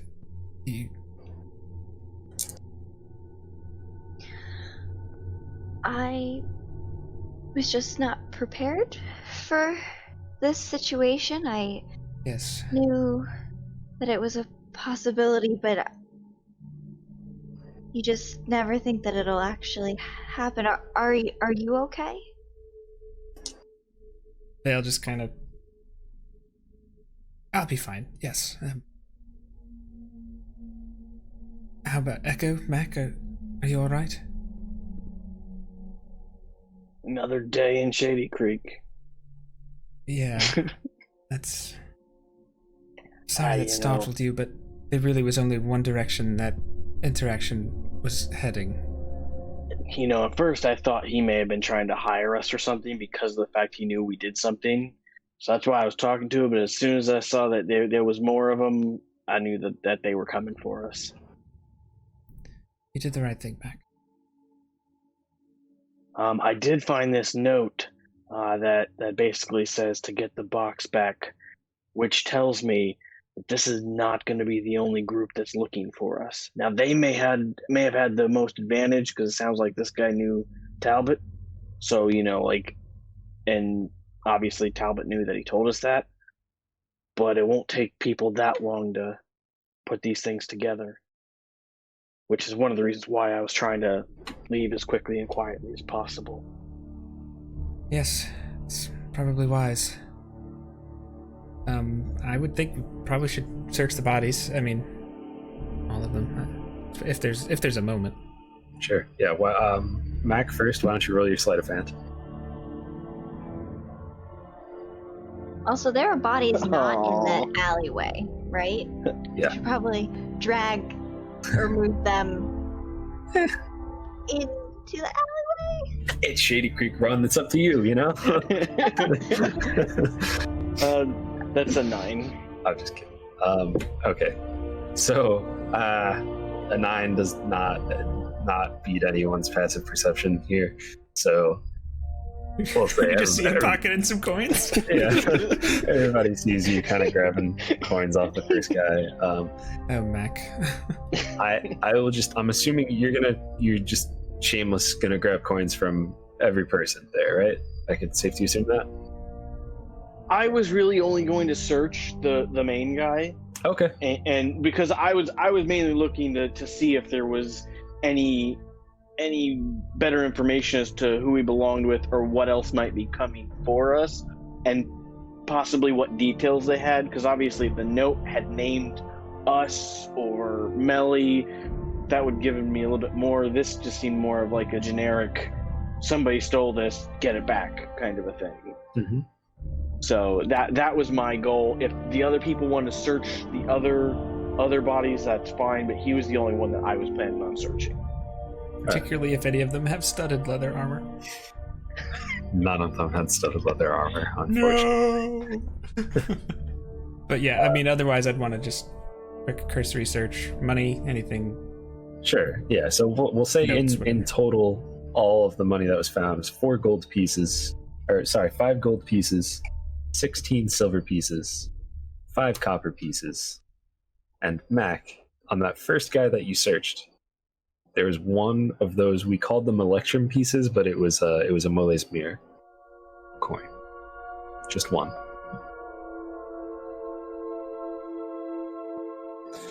And as far as what I mean, if you're trying to like drag off, it's going to be tough to have your golf bag of weapons if that's what you're trying to do. But one of them had a short sword, the rest of them had scimitars and crossbows, and about 10 bolts each. So I think I fired 3 arrows. How many of them can I get back? You get all of them back. Okay. Vale's brow furrows.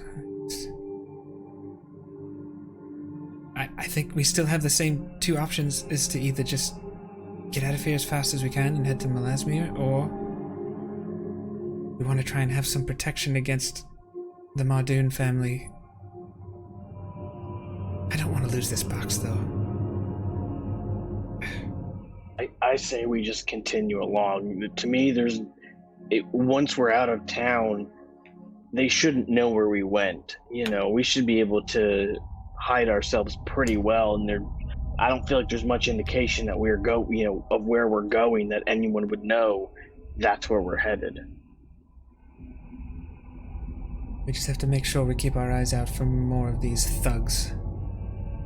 I agree.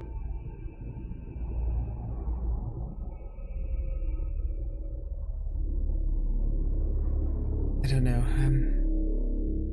How is Echo and Melly looking? I know Mac and Vale would probably shake that experience off somewhat quickly. So Echo hasn't moved since he knelt down next to the guy. And he had his eyes closed for a few seconds, but now they're just open, and it's like he hasn't heard a single word anyone said.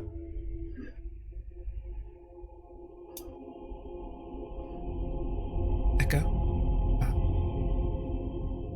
Are you alright? And he looks straight up at you, like straight into your eyes at that moment. His brows are furrowed slightly, like he's upset, but his eyes are just teary, like he's never felt more guilty about anything in his entire life. Gotcha. Vale extends his hand to help him up, if he'll take it. If he doesn't, it's fine, but he just says, Echo, you are absolutely brilliant. We are probably alive right now because of your actions. All of you. And actually looks at Mac and Melly. This is probably going to be a dangerous road, and obviously we don't wish for a loss of life. However, they were going to kill us to take that box, whether we gave it to them or not. And if you think about this, these are the same type of people that had the box. And that's one of the reasons why we had to get it to begin with. Yes. Well, can we please just go? I think that would be best. And I continue our trek to start leaving, back kind of the way we were originally, before we noticed we had a tail. Sure. Yeah, you guys just kind of wipe the dust off, wipe the blood off, and just keep heading on your way. back to Malesmere. Yeah, we're gonna try and get out of Shady Creek Run. Yeah. Okay. All right. So, yeah, you keep heading north. Why don't you? Are you guys kind of like wary now? You're kind of keeping your eyes open for. Definitely trying not to be followed. Oh my gosh. All right. So let me get perception. I would say. I feel like Vale would look at Mac and just kind of be like you're on point, kind of a look, and Vale would hang kind of a little farther back. Okay, so let me get a perception check from each of you. Just the two of us, or all four of us? If everybody else wants to be doing it too, but definitely the two of you if you guys are taking those positions. Okay. I'm in the lead. I rolled a 7. 9. I got a 16. Actually, I don't think Echo takes the time. Okay. Okay. 16. Okay. Vale is very confident that you're not being followed. Mac, you're a little bit more on edge. But continue on your way. You see a lot of people on their way. A lot of shady-looking creatures running. A lot of people, their hooded cloaks just going on their way. Some people give you a second look, but nobody seems to give you any trouble. And you make it to one of the rivers north of town. You find Vale's raft. It's not a large craft, but it could fit the four of you for sure. And The halflings are small, right? halflings are small, yeah. Yeah, only, what, 50-something pounds? Yep. We'll say that It's baked into the name. We'll say that you safely made it out of town. Okay, and we are still on my raft, kind of. You are still on your raft, yeah. Okay. Yeah, you know that. I mean, into the Salvia Wood, you've done it a few times. Yeah. But you know there's a lot of dangers there. Yeah. It's not a place that you want to go in ill-equipped, or you just want to be very, very careful anytime you travel through the Salvia Wood. Okay. I don't know how this could potentially work, but I'm just going to ask it anyways. Mm-hmm. On the raft, would we be able to, whether we're just taking turns doing this or not, could we take a short rest while we're... I would say on the raft, if you kind of... You can just kind of let the stream just kind of take you upstream, which is somewhat in the direction that you want to go. At some point, you know that you're gonna have to do some hard work, but for now, there's definitely, we'll say, like a half hour for everybody just to kind of chill if you'd like to do that. Okay. Now, for people that are watching that aren't sure, short rest. Yeah. So a short rest is something where you can spend your hit dice to heal up if you want. So hit dice are something that's just like a pool of like reserves. Like, you know, if you catch your breath, you can kind of get back in the action. And you have as many hit dice as you have levels. And then depending on what level, what character you are and what classes you've taken will determine that. So Vale, he will spend one of those hit dice during this. And as a fighter, his hit die is a D10. And I believe, correct me if I'm wrong, if you roll that, you add your Constitution modifier to it. And that's how much you... Okay, so I'm going to do that. 7 plus... what's my con mod? 2, so I would heal 9. I was not down 9, so I'm back at full. Okay. Yeah, if anybody else wants to use hit dice, go for it. Also, there are short rests, there are long rests. You saw a long rest before. Long rest has to be 8 hours. Short rest, by the book, supposed to be about an hour. I say half an hour because I just Makes sense to me. I feel like you should be able to take a short rest and catch your breath in half an hour. If combat can last 12 seconds like it did, then a short rest can last half an hour, in my opinion. The monk, in the listing about ki, which is what I'm using to do, some of my more special abilities, I can recover that by spending at least 30 minutes of the rest meditating. So I would agree, as long as I'm hitting that half hour, I don't think that's outrageous. Yeah. All right. If you guys want to do any RP, any conversations while you're moving on this water. I guess that depends on how long it takes. Because I'm definitely, for the half hour that we're resting, Echo is completely entranced, just, Okay. eyes closed, sitting in a meditative stance, and thinking about things. Okay, sure. So Yeah. we'll say you all just kind of have that quiet 30 minutes. Yeah, I think Vale at this sorry. point, he's trying to keep an eye out, of course, as best he can, especially if Echo is meditating. But he just kind of sits down next to Melly. Doesn't say anything quite at first, just is next to her. Are you going to be all right?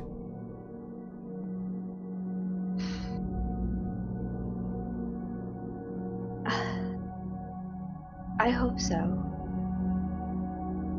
I also hope that all of the group is alright. It was just very shocking.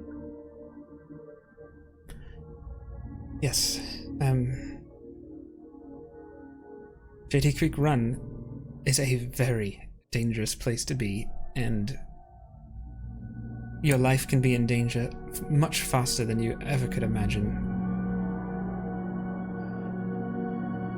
Part of me regrets not shooting that man as soon as he came around the corner in the first place. But I just wanted to be sure.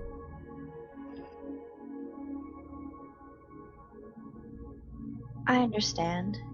And I think everyone did what they could in the moments as everything was unfolding. There wasn't any way we could have known how this would have played out. I'm just thankful that we all made it out alive still. Yes, you did quite well.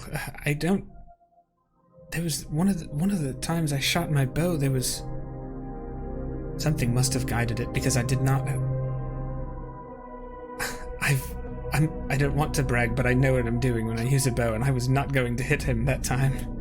But I feel like there was something that kind of corrected me. Was that you? It was something that came from me. I'm able to do things, and I think we've talked about this a little bit before. I'm not quite sure where my abilities come from, but I was able to say a quick blessing for all three of you and Yes. guide you a little bit to keep you safer and more accurate. You probably kept us alive as much as anyone, so please. I know your first encounters with combat like that can be difficult, but please know that you handled yourself quite well. Thank you for saying so. I kind of look up, I hear what's going on. Obviously, the raft's not that big. And was I correct in hearing that you healed, or I mean, I'm familiar with magic, at least in the world, but did you heal Echo with just a word? Yes, I was able to see that he was hurt and needed assistance, so I'm able to speak out healing to those who need it. Do you happen to know much about diseases and curses? I'm not too familiar. Okay, just curious. I'm definitely thankful to have you along, that's for sure. Well, I'm thankful to Absolutely. be with the three of you. I would not want to have been on the other side of that fight. And Vale, the captain did happen to have what appears to be a Melismere coin, and I kind of like hand it over to him. That he had also. I'm not sure where he got it from, but once I realized he had that, I figured you might want that. It looks remarkably similar to the ones that you picked up from the chest. Just holding holding the new coin in one hand, he just reaches into his coin purse and takes out, I think, how am I doing? Just a handful. I take out whatever I grab, 3 more or whatever, and I just look at them. We found some of those in the chest that had the box in it.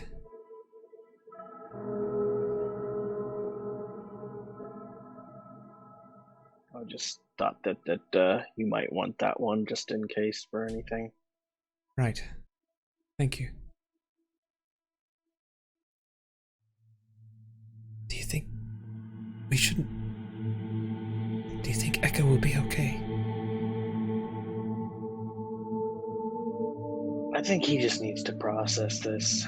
You know, it sounds like he is a well-learned person, you know, and has probably read a lot of stories and is probably coming to realize that there's a lot more that goes into them than the nice highlights that a lot of times those stories like to shine on.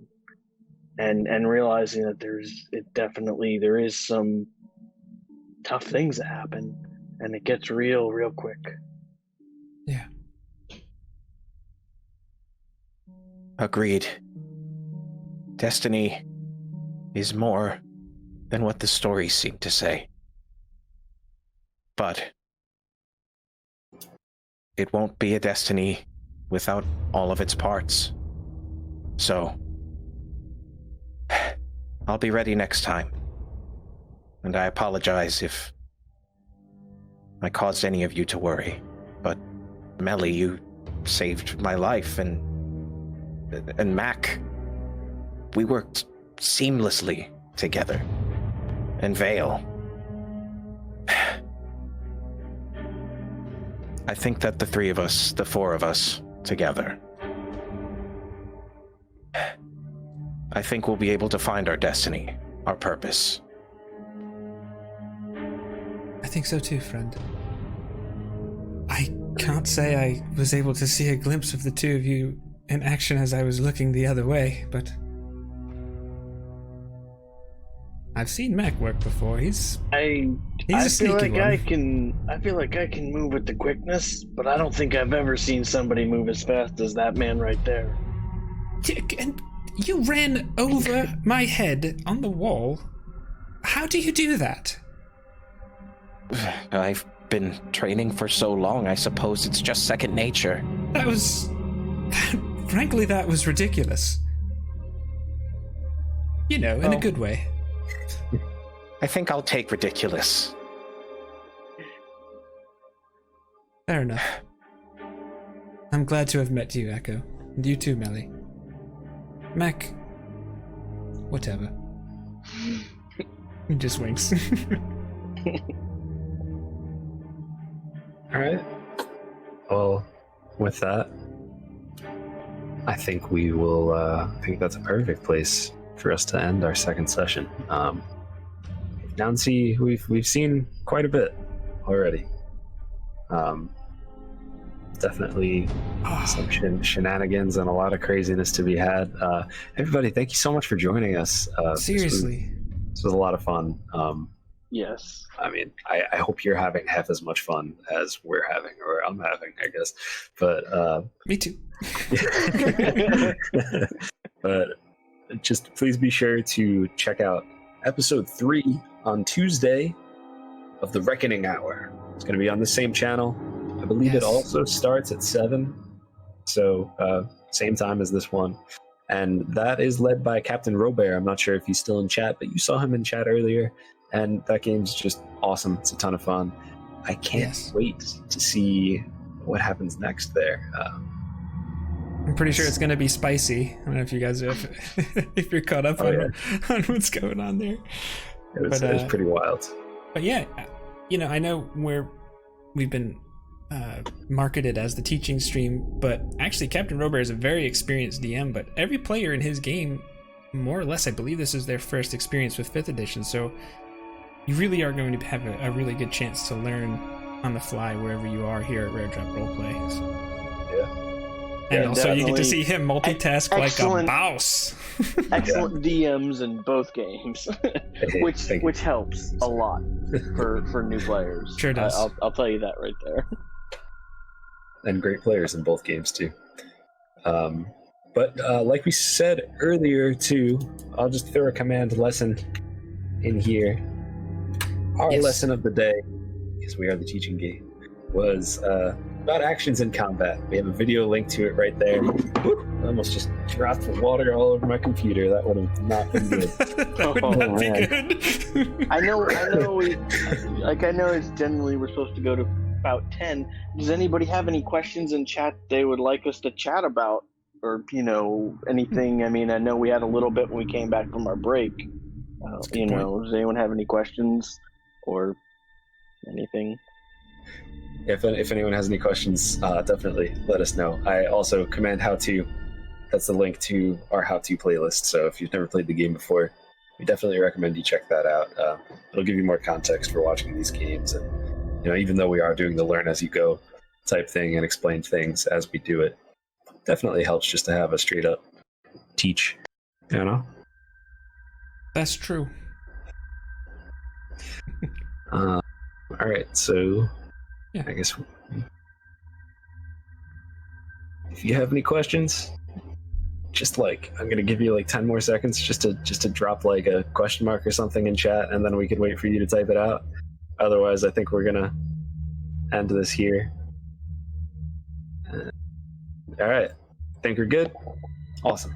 If there are any other questions, all of our socials have been on the screen this whole time. Send us a message. Just anything. Send a Rare Drop a message. Tag JnJ Tabletop. Tag It's Expo. Tag whoever you want. Whichever one of us you think will have the craziest answer, or all of us, or whatever. And we'll be happy to help you out. Like I said, check out Robert on Tuesday, 7 p.m. Reckoning Hour. It's going to be on this channel right here. Check out at It's Expo on all the things. At Obi-Wan Jacoby _TV on all the things. Master Yoda I am. It just said it on the screen right there. Find him. I'm the real Josh T everywhere, and JnJ Tabletop. So, everybody, we had a great day. Remember to wish Expo a happy birthday, and have a great week. Yeah, be good to each other. Be safe. Make good choices.